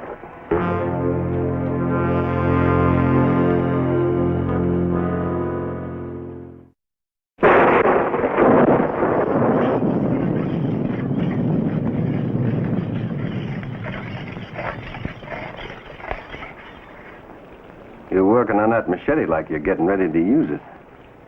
One never knows, senor. A coyote, bandidos. One never knows. You know what you need around here? Is a good rifle.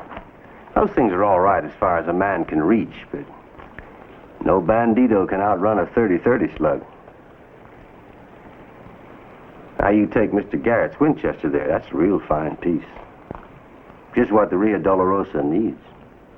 It costs more than Rio Dolorosa can afford. Es verdad, senor. A rifle like that would cost many pesos. Get some sleep, Curtis. We got a long ride come daylight.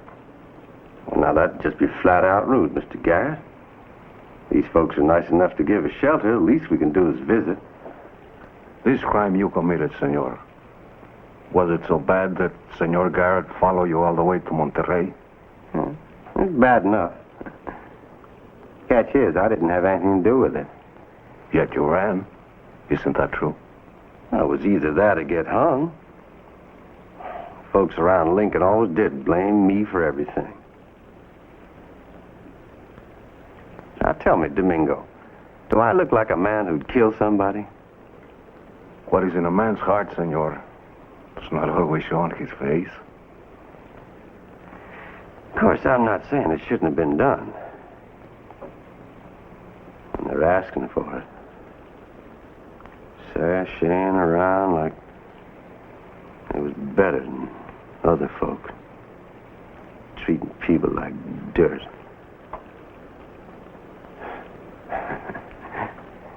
Anyway, I didn't have anything to do with it. Mr. Garrett here just thinks I did. I am no man of the law, Senor Garrett. But sometimes, when a man kills another, there is a reason. Curtis left out one thing, Domingo. It was a girl who was killed. Little more than a child.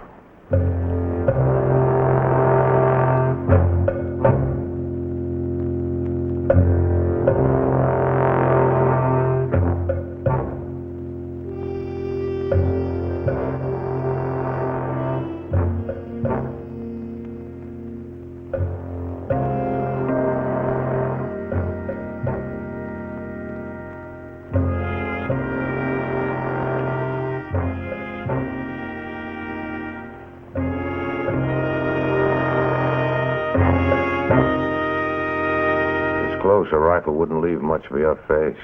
I was only looking for my sandstone. Right over there. Behind you. Gracias.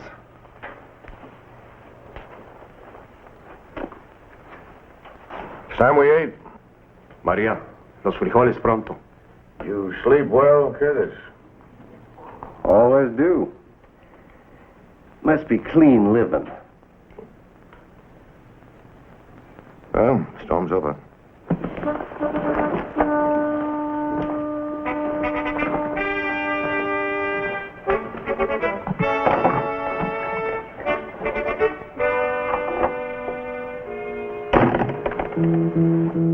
We'll make the Rio Grande before sundown.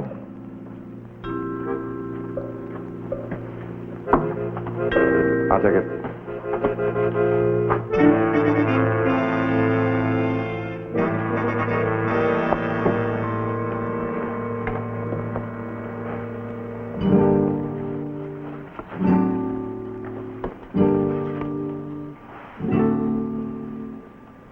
Maybe your friends could saddle up the horses for us while we're reading. Muchachos.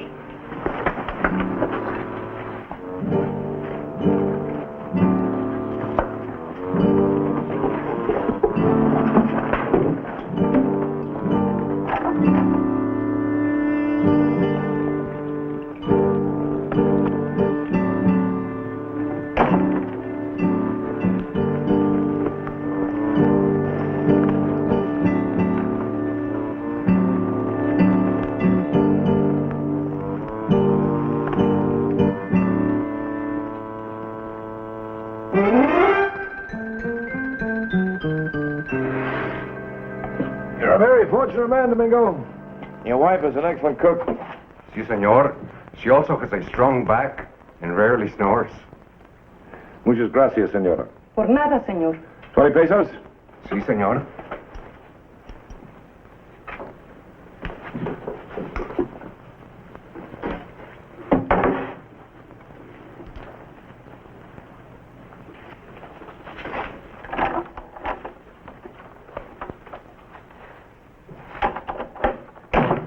Stand away from the door.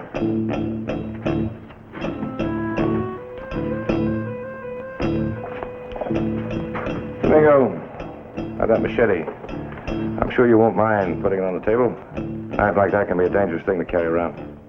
Bueno.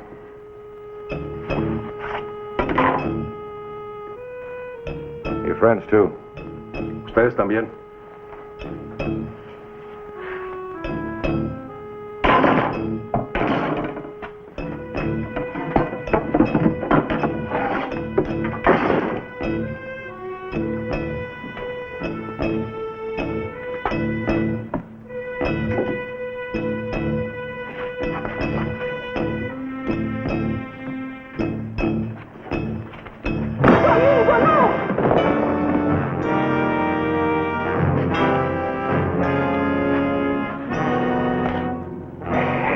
Chihuahua.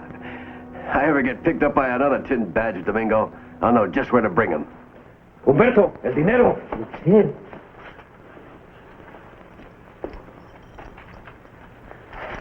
Yes, sir.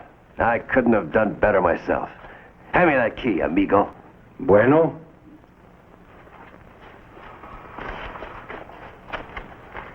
When I am ready. More than 100 pesos. Qué bueno. Dámelos. Dámelos. Throw him in the river. No, Domingo, no. Acuérdate lo que dice el padre. You go to the women. This is a word for men. Throw him in the river. He keeps his secrets well.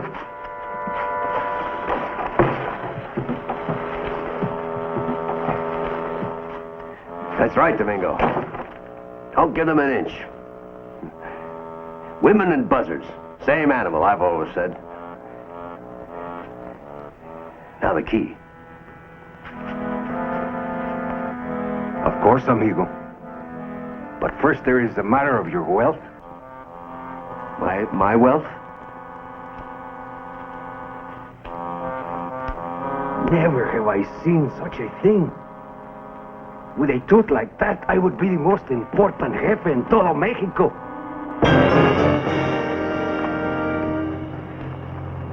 Mira, mano, policía de Río Doloroso. Qué chulas mis botas. Vámonos con él al río. Al río, vámonos.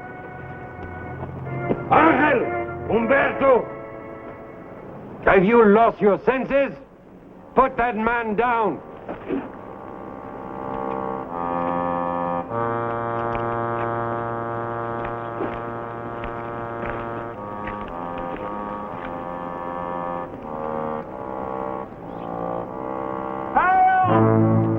Somebody! Get me out of here! Domingo! Domingo!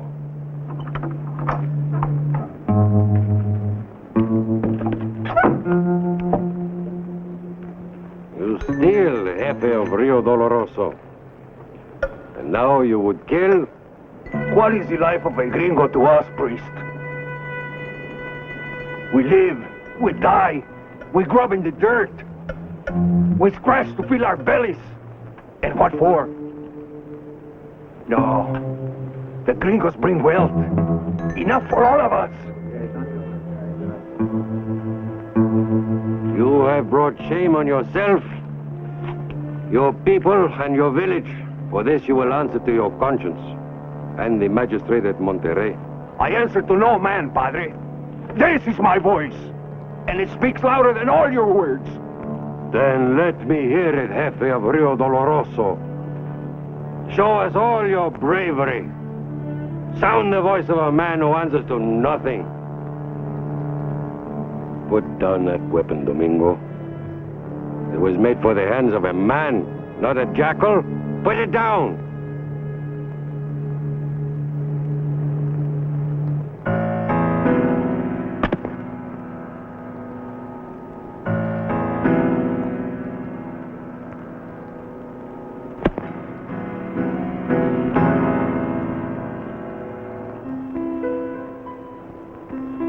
shame is not Domingo's alone.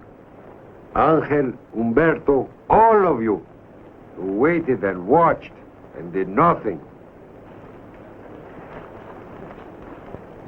The sickness is in our hearts as well. There is only one way we can erase this shame from ourselves and from our village.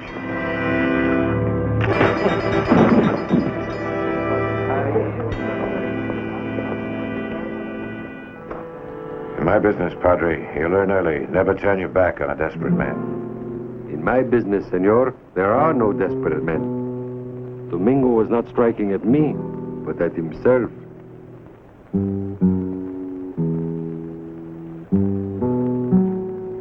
I owe you my life, Padre. You and Inez. The debt is ours, Senor Garrett. The shame of our pueblo is a heavy burden. Rio Doloroso. River of pain. And I'll say this for your pueblo, Padre. It's well named.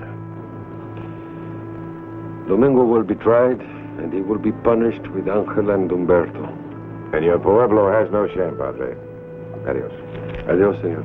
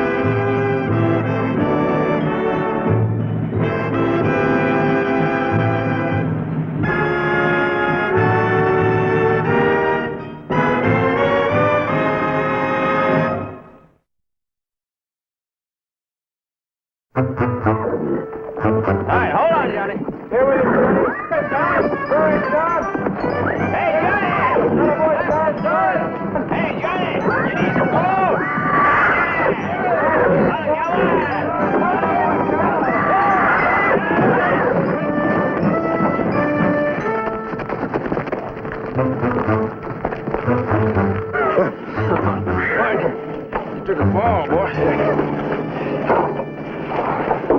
What'd you hurt your leg? I don't know, Johnny boy.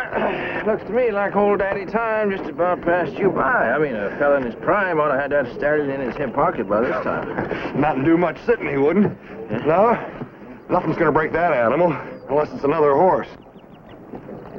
You got $5? You just better pay me right now, because you might not get back down for next payday. You hold my collateral, right?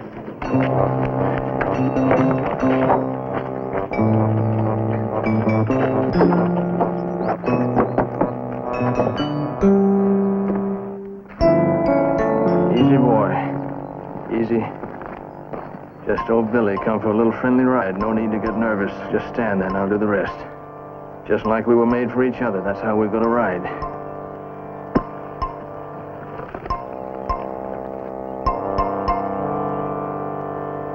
Easy. Let him go, let him go.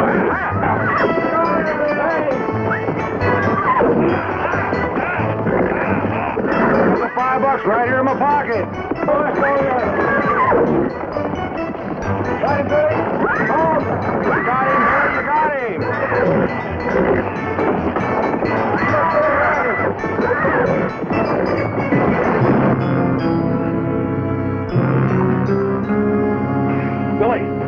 Billy, you hurt? Hey, you fellas, get in here, will you? He's hurt.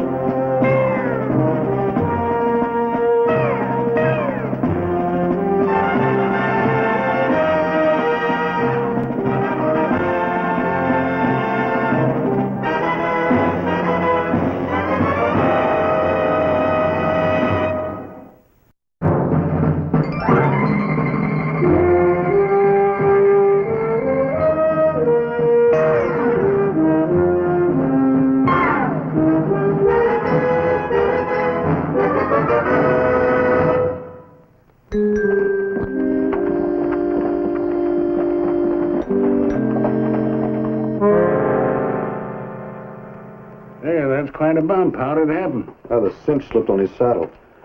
Hey, Doc, shouldn't he be coming out of it by now? Well, that's what the books say, but they're not always right. Especially a subject that the medical profession admittedly knows little about. Concussion? Broken bones, new babies, gunshot wounds. These are things we understand and we can treat, but injured heads, all we can do is wait and watch for the symptoms.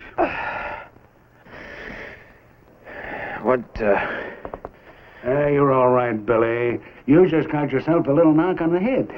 A little knock? You should see that fence post, Doc. Split right down the middle like it was poleaxed. Take it easy, boy. You've got a hard head, but it's not that hard.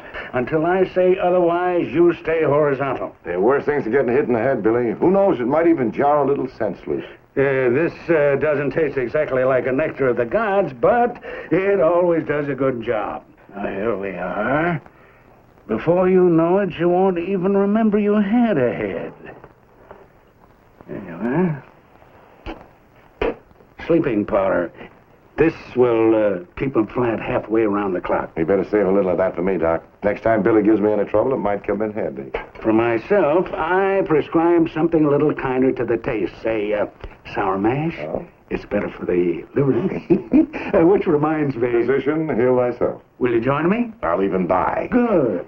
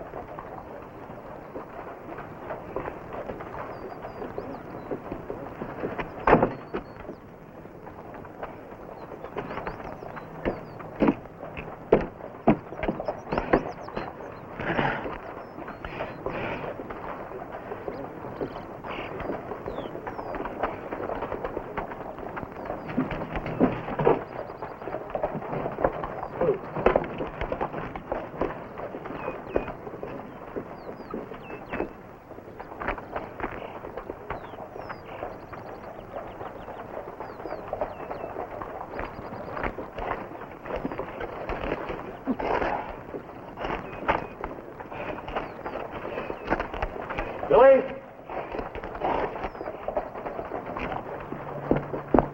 Hey, Billy.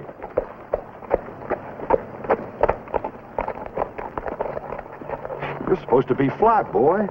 What are you doing out here? Hey, come on, you heard what the doc said.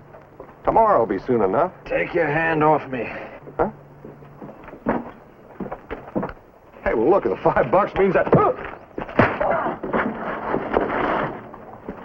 It's not possible. It is just not possible. He's had enough medication to knock a bull off his feet. Billy, you've pulled some crazy stunts before, but this... Save the sermon panties out on his feet. We'd better get him back to the office. Come on, Billy.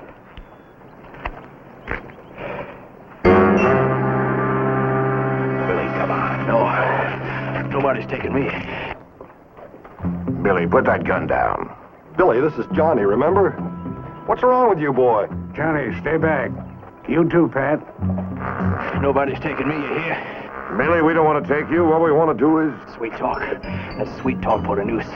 There's no noose. Billy, you've been hurt.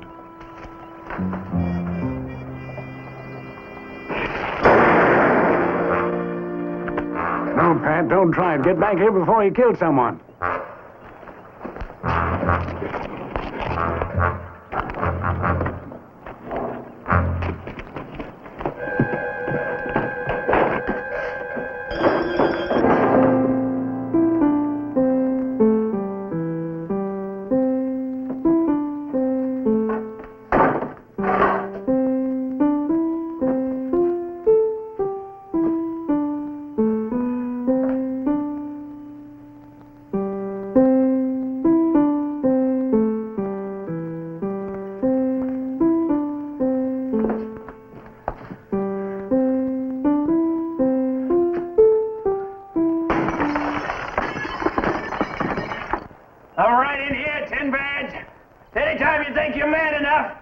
on the running!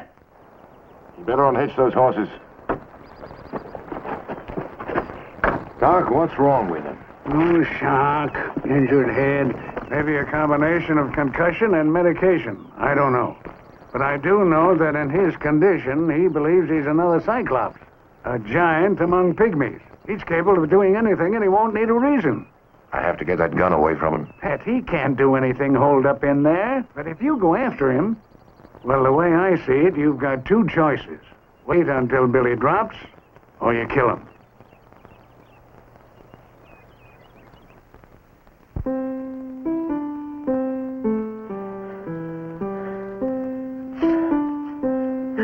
Anyone else in here?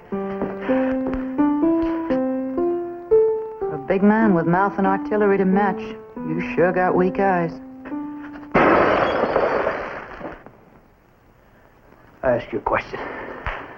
Look, Billy, the day I start counting noses... Can I buy anybody a drink? Allow me. I am Ambrose Beer, Doctor of Distillations Divine. To put it more accurately, a whiskey peddler. You put your hands on the bar. My friend, you have nothing to fear from me. I've been a fervent coward since birth. Yeah. You're a liar, whiskey man. A coward would have been long gone after that first shot. You get over there. Oh!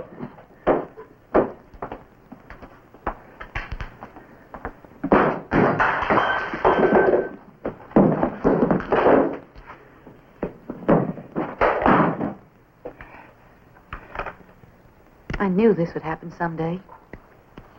He's gone killing crazy. Humor him. If he says jump, say, how high? And do it with a smile.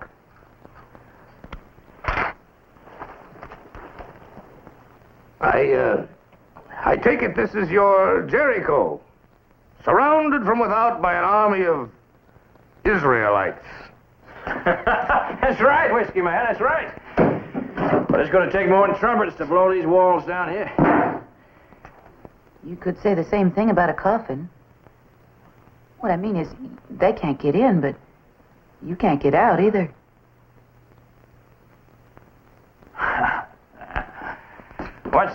What's your name? Angela? Angela. Got kind of an organ sound to it, don't it? You know. Catch is the words they don't fit the music. Now you listen. You listen good. I got thunder in my belly here, and I'm 12 feet 6 inches tall. Ain't nobody gonna tell me what to do. Nobody. You understand? You misunderstood, friend. We're on your side. That's right, Billy. Anything you say. All right.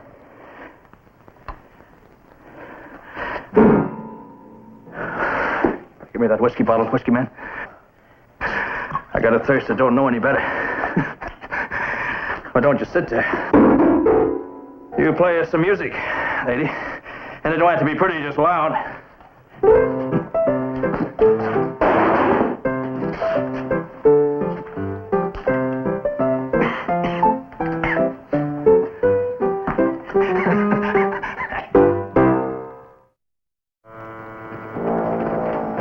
I figured you might be needing this. No, thanks. One thing for sure, Billy's not going nowhere. And he's got boys out back. They got every window covered. Well, is this what we're going to do? Stand around here and wait? You got some other way, Larker? Yeah, this. Now, Bonnie will be coming back to that window. And when he does... He'll put a bullet through his head. Larker, he's sick. Who can he hurt while he's alone in that saloon? He's not alone. Meaning? When I left, there were two people in there. Some saloon gal and a whiskey drummer. Now, if they so much as cross their eyes at that crazy gunslick, they're dead. Well, who's it going to be, them or Bonnie? You just can't shoot Billy down like he was some kind of a snake-bit dog. Look, son, it's kill or be killed. I say we use this. Suppose you miss. Being shot at might enrage him, make him worse. I say wait and hope that the medication knocks him out before he hurts somebody. Well, maybe we can wait. But can them two in the saloon? And there's one way to find out. Billy's shot to miss before. Maybe he won't shoot at all if he sees I'm unarmed. Yeah, but Pat... I know, Doc, but Larkin's right. It isn't just Billy now. It's two innocent bystanders. I've got to do something.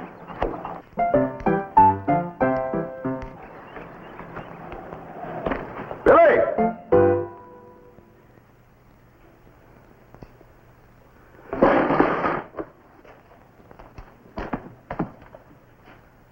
Billy!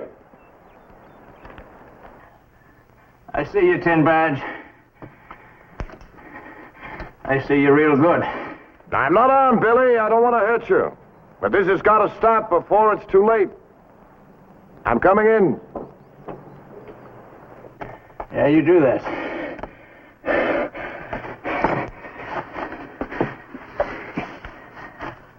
You just keep right on coming.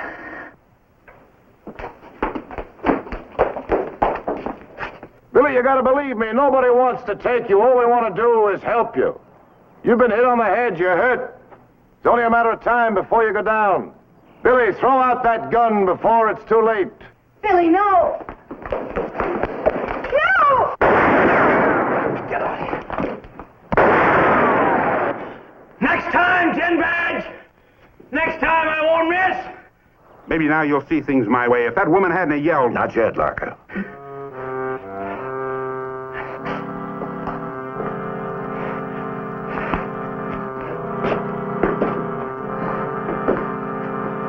What she did, Barney, she did for you.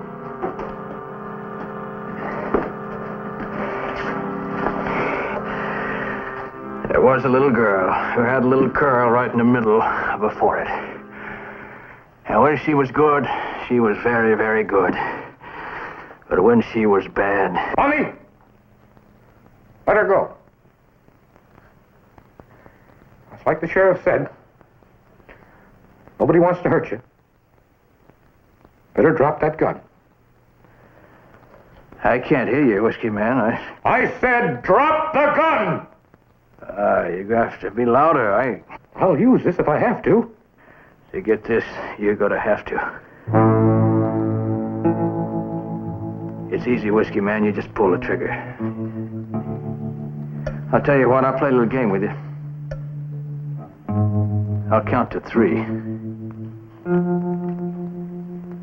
And then I'm gonna kill you. You got until then to pull that trigger. 1, 2.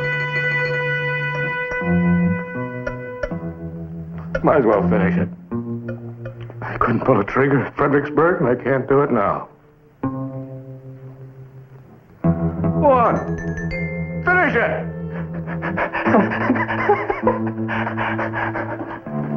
I'll tell you what, Whiskey Man. When you point a gun at someone, you better make sure. You better make real sure it'll go off.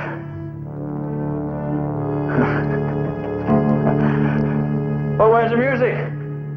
Huh? Play the music.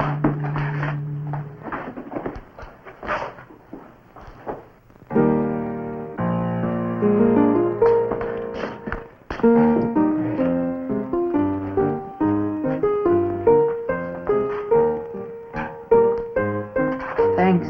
For what? Why did you risk yourself for him out there? We only have to live with ourselves, Whiskey Man. Billy's got to run out his clock with that devil inside him. It's getting close to 12. I guess that's trouble enough for one man.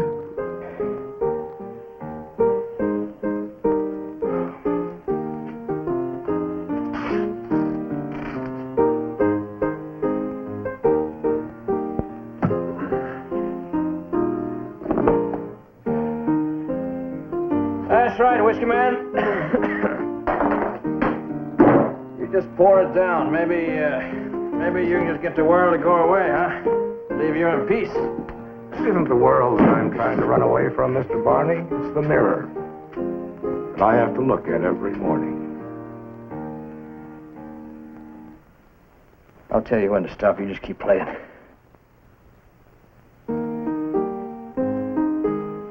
For myself, Whiskey Man, I'd just bust that mirror. Or maybe try to get a new face. There's one last chance. Pat, Larkin may be right. If you can't reason with Billy, no one can. You know he can shoot, Pat. Be suicide to walk in there. That's right, Johnny, only I don't intend to use the front door this time. I can just get over to that roof, reach the skylight over the saloon. Maybe I can jump Billy before he gets a chance to use that coat. Suppose you don't make it. Then you can use that. Better take this.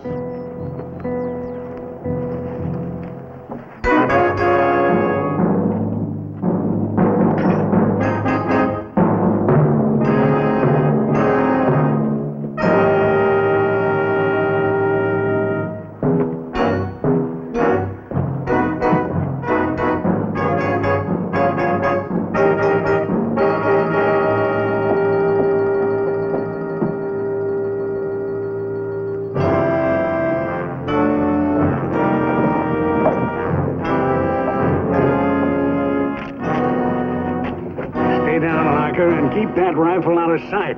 There'll be time enough if you have to use it.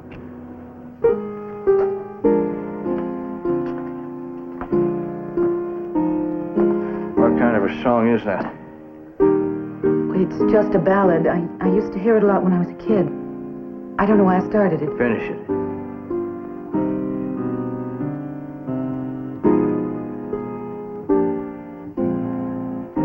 Sing it.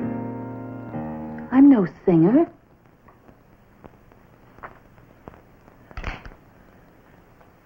You are now.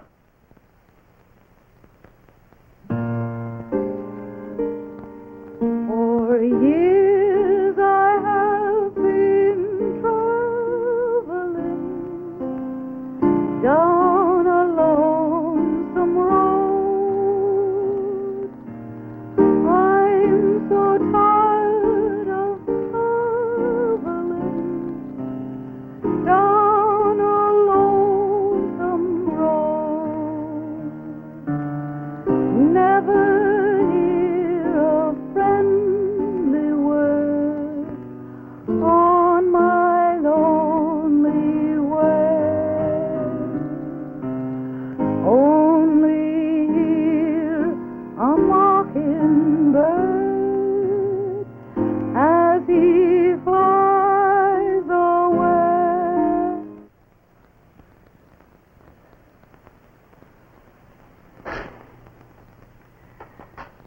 Angela. I guess it does fit you, after all.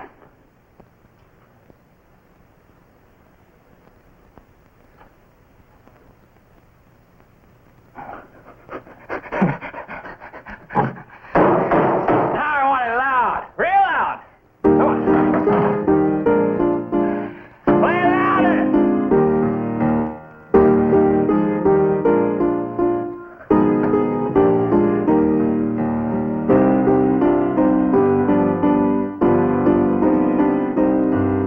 Mr. Bonnie, I've decided to take your advice. From now on, I intend to break every glass I find.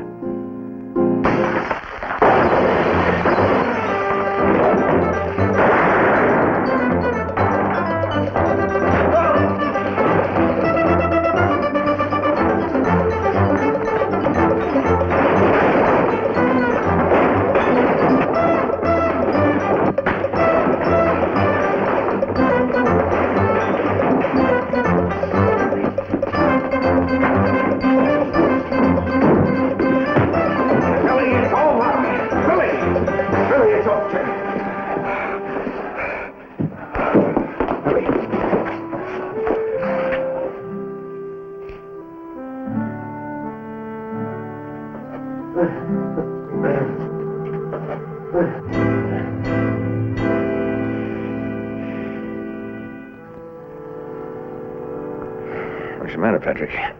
You look like that horse threw you instead of me. Well, Billy, maybe it did. What am I doing here? Last thing I remember is that corral post. What are you doing here? I guess the same thing you were doing this morning, Billy, riding a wild horse. Looks like he's going to be all right. You two look like you could use a drink. Story of my life, Sheriff. Like our young friend here, maybe I've been riding a wild horse, too. You know, I do believe he was right. The name Angela, it does indeed do you justice. May I? Well, I'd be delighted.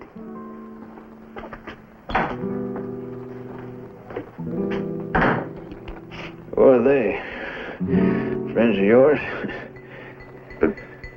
No, as a matter of fact, Billy, they're friends of yours.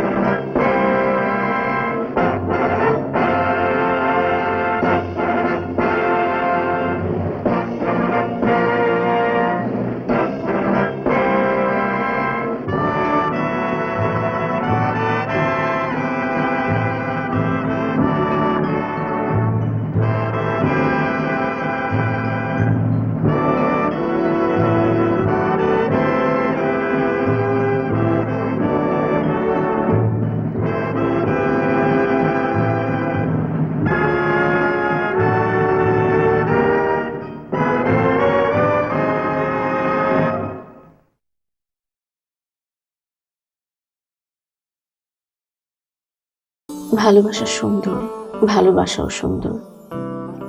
মানুষ নিজের অজান্তেই ভালোবেসে ফেলে।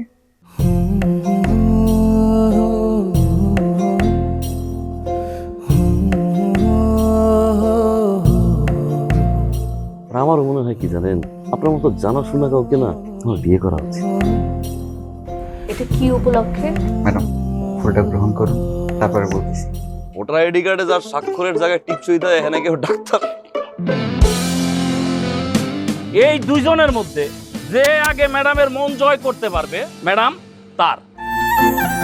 একদিন না দেখলে তোমায় বন্ধু আন্ধার লাগে সব, তোমার এই প্রেমে এমনই টান। রোগীদের তো ডক্টরের কাছে আসলে ব্যথা কমে যায়, আপনি তো উল্টো হলো কেন?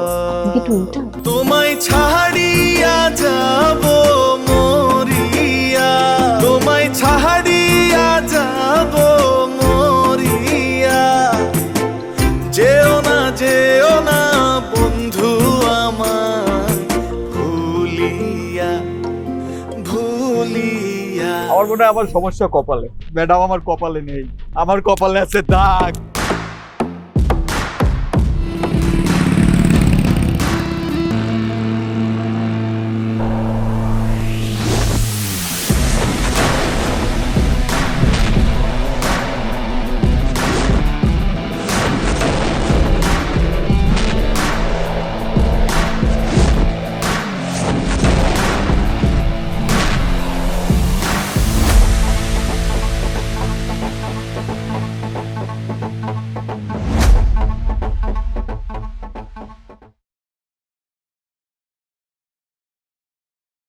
Con đau vậy? Cho số cả mày đi anh chơi lắm. Đừng nhặt nhầm đồ, đừng nhặt nhầm đồ, đừng nhặt nhầm đồ, đừng nhặt nhầm đồ. Xong. Có đủ rồi này. Mình chả có nào mình cái này có ấn gì à? Ấn gì ấy? Thần thoại ấn sử ra. Trốn nó. Trốn khó. 400 củ đây. Vì có phải nữa là 531 củ. Thì em perfect. Perfect. Navy code 416 lap. Qua 400 lap rồi. Rồi.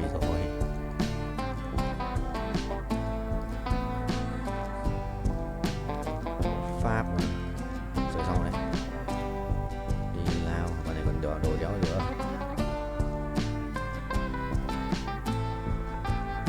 Còn áo đạp phép không? Sát thương phép này. Sát 45% sát thương phép này.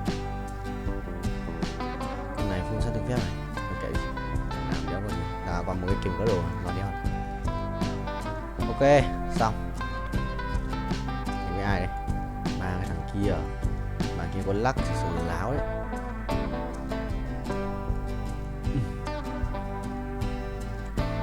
lắc đéo hiểu ấy. 500 củ thiếu 30 triệu nữa, thiếu 26 triệu mốt nữa thì sẽ được là đủ tiền để trip bớt phân nữa lên 6.6 rồi, 6.4 nhỉ, cái mất rồi, nhưng mà là tầm 6 chấm hơn. Yes, mày A2 nữa là xong, A2 nữa là xong game. Ui rê, hỏng ấy, hỏng đấy. Ui tí cút đánh bóng ạ, bóng thằng nào ấy, hộ cái đi, thằng bốc lửa, gì tí thua, chi mình cầm bóng nó tí cút.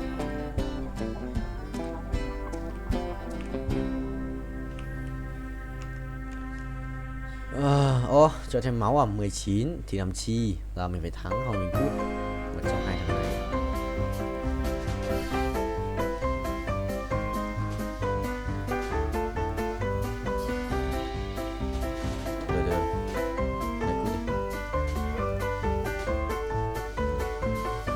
Được, vẫn đéo đủ. Kéo ra át này. Thằng này cầm 2 con át. Một thằng cầm 2 con át này. Thằng này không cầm át nào. Mà nó muốn lửa, đéo giết nó rồi. Nó đang máu rồi, bây giờ thì 15. Nó muốn chết thì mình chỉ chết.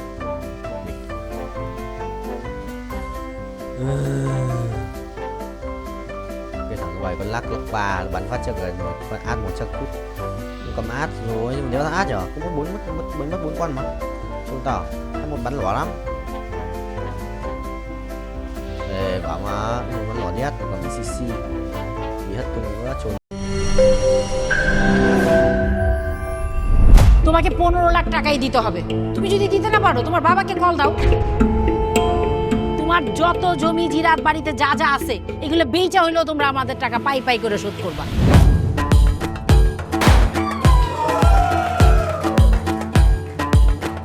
একটা ব্যাপার কি খেয়াল করছো, শহরে কিন্তু দুইটা রূপ, রাতের এক রূপ, দিনের আর এক। বেঁধেছি ঘর হৃদয়ের পর, গাঢ় সবুজ ওই গহীন বনে। আরে ব্রো, সবসময় চিল থাকতে হবে, কিচ্ছু মাথায় নেওয়া যাবে না। ভালোবাসা হচ্ছে একজন আরেকজনের উপর ভরসা করে, একজন আরেকজনের হাতের উপর হাত রেখে এই জীবনটা কাটিয়ে দেয়। কিছু মানুষ এই রাত জেগে থাকে আর টাকার বিনিময়ে সুখ খুঁজে। বসুন। এখন তো সিরিয়াস হওয়া উচিত, তাই না? আমি তো কোথাও যাচ্ছি না পার্টি করতে, তুমি কেন যাচ্ছ? কেন বন্ধ করতে পারতেছো না বলো তো?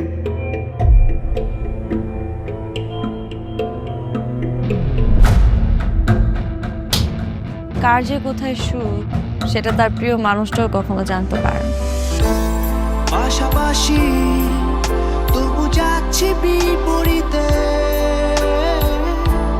কাছাকাছি তবু যাচ্ছি বহু দূরে। Hi, you look good. Thank you.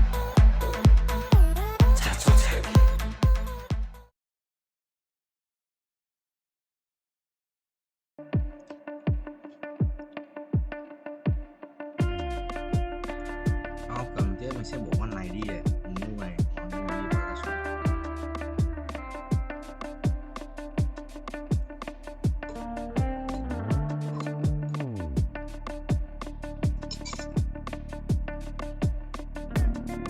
Rồi mà cái mày pha một tí hết mát.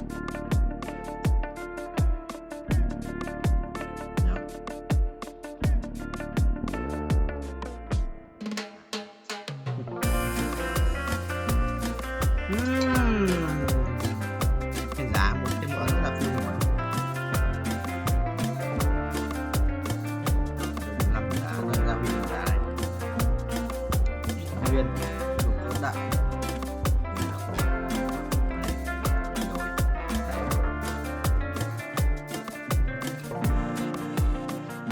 Em bóc cờ nhé.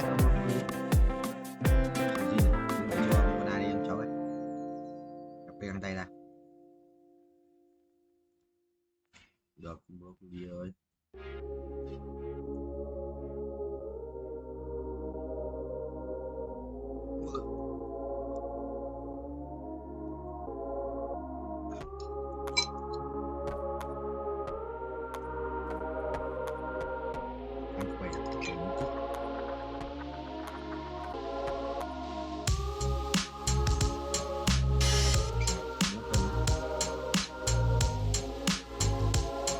bởi vì tham nghỉ nhá.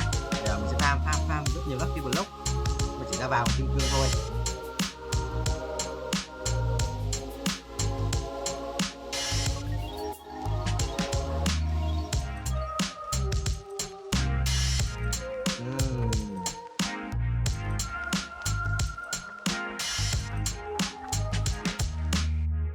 Ba sáu không 68 xí đá này đi xí đá rồi ba cao cường rồi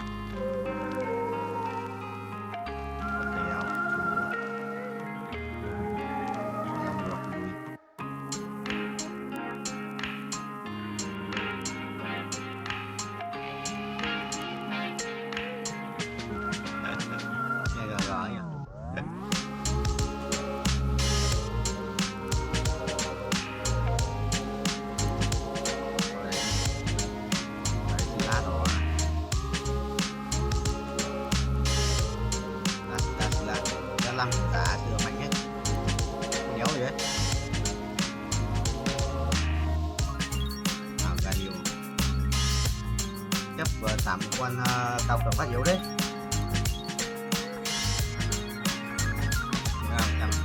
25% với sửa mạnh ấy sửa là vẫn mạnh đâu chết đéo con Diana giờ đéo chết là đéo hiểu rồi lại được cái rồi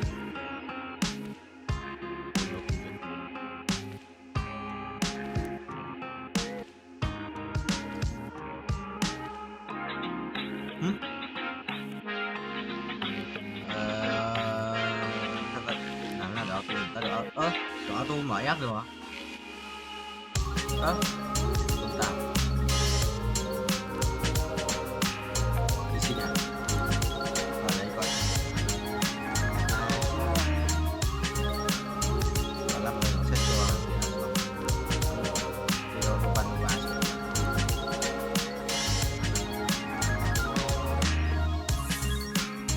vậy không phải broccoli vậy không phải broccoli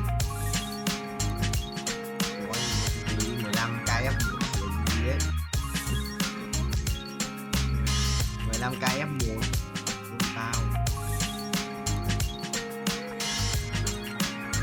nghĩa chứ nó còn chết nhanh chứ đi nhanh chết đi nhanh lên nhanh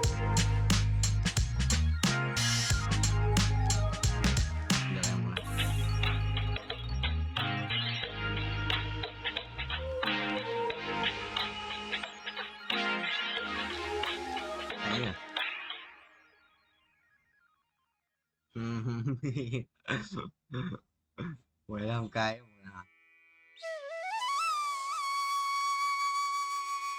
quý à mày khỏe đấy à rồi tao chết rồi mày kinh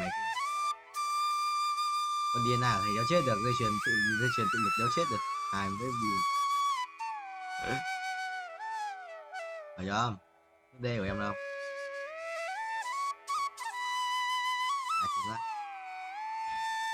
cha thầy quỷ quá đã cho tôi luôn yes nó nhận ra thầy một ác quỷ game trời ơi nói mà con đấy mình rất khỏe anh nhé tao rất khỏe mà nếu hiểu phải chịu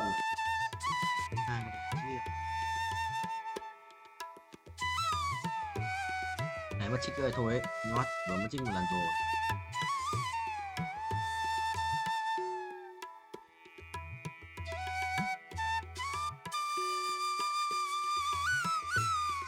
tháng này không được không vậy hai cái túi tượng mà vẫn ấn khổng lồ rồi đây thả lá có phải thả lá cũng có những môn tỏi quay nhiều ấy thả lá có môn tỏi quay muộn đấy mới xong được không thì không mà mình ở trên Hà Nội thì trước 10 năm cũng xong được không biết đầu ba tại hôm qua quay được mỗi tí hôm qua mỗi tí hôm qua quay mất một gần 2 tiếng chứ bị lết bị lỗi cái viết ấy 1 tiếng 40 ấy biết sao anh cầm viết cứu không cứu được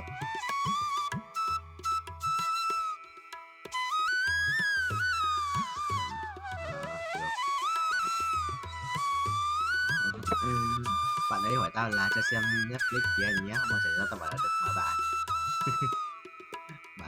Bạn này nào nữa, bạn mới cái người mới trở thành bạn của tao hôm qua.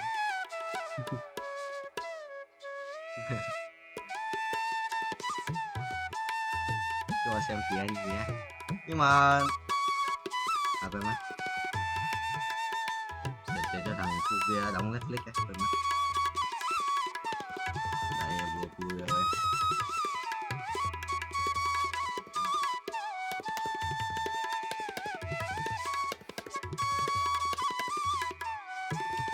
Rất nhiều tiền. Em cứ đi và anh cho nên nấu sĩ.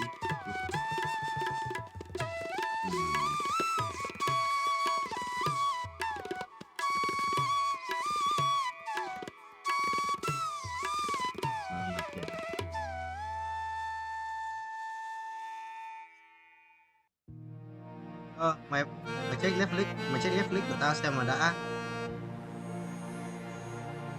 Ý là đây đã phải đã có nó đã thanh toán rồi. Check thử nhá.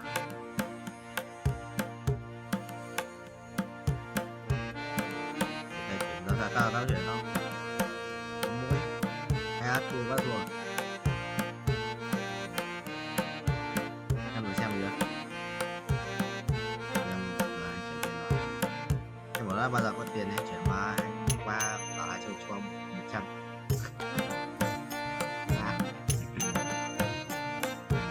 Ôi kìa lại nó phải đủ anh bỏ qua kìa. Anh đổ qua là anh cũng phải đủ. Anh có đủ Pandora. Anh ấn nhầm vào lỗi Pandora.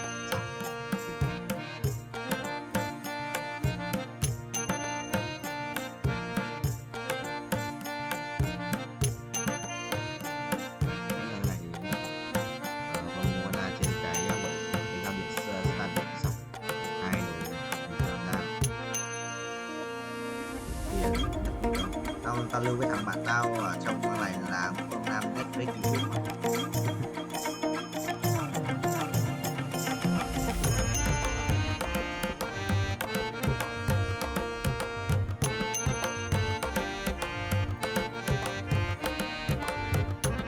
Về chơi hát, các có thể phải chít một đêm rồi luôn.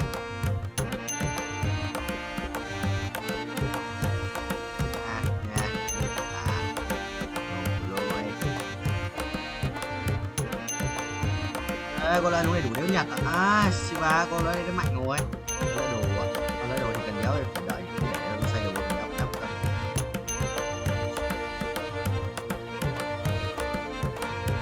Con đồ xét nhiều. Có quên mất lính map ấy. Hay quá nhiều tiền. Tao sáng nó bắt mình em nói tận hết rồi. Không phải không? Mới đầu nó bảo cái kênh ấy đang mặt em thế đâu, mới đầu anh nó lại chuyển thằng em, rồi sao tự nhiên thấy em bảo là anh không phải nói đâu. Đáng. Nó nói xong rồi vẫn bị ganh như Hải vậy. Đấy rồi anh ganh. Anh nghe sự căng chi ấy. Sự công canh.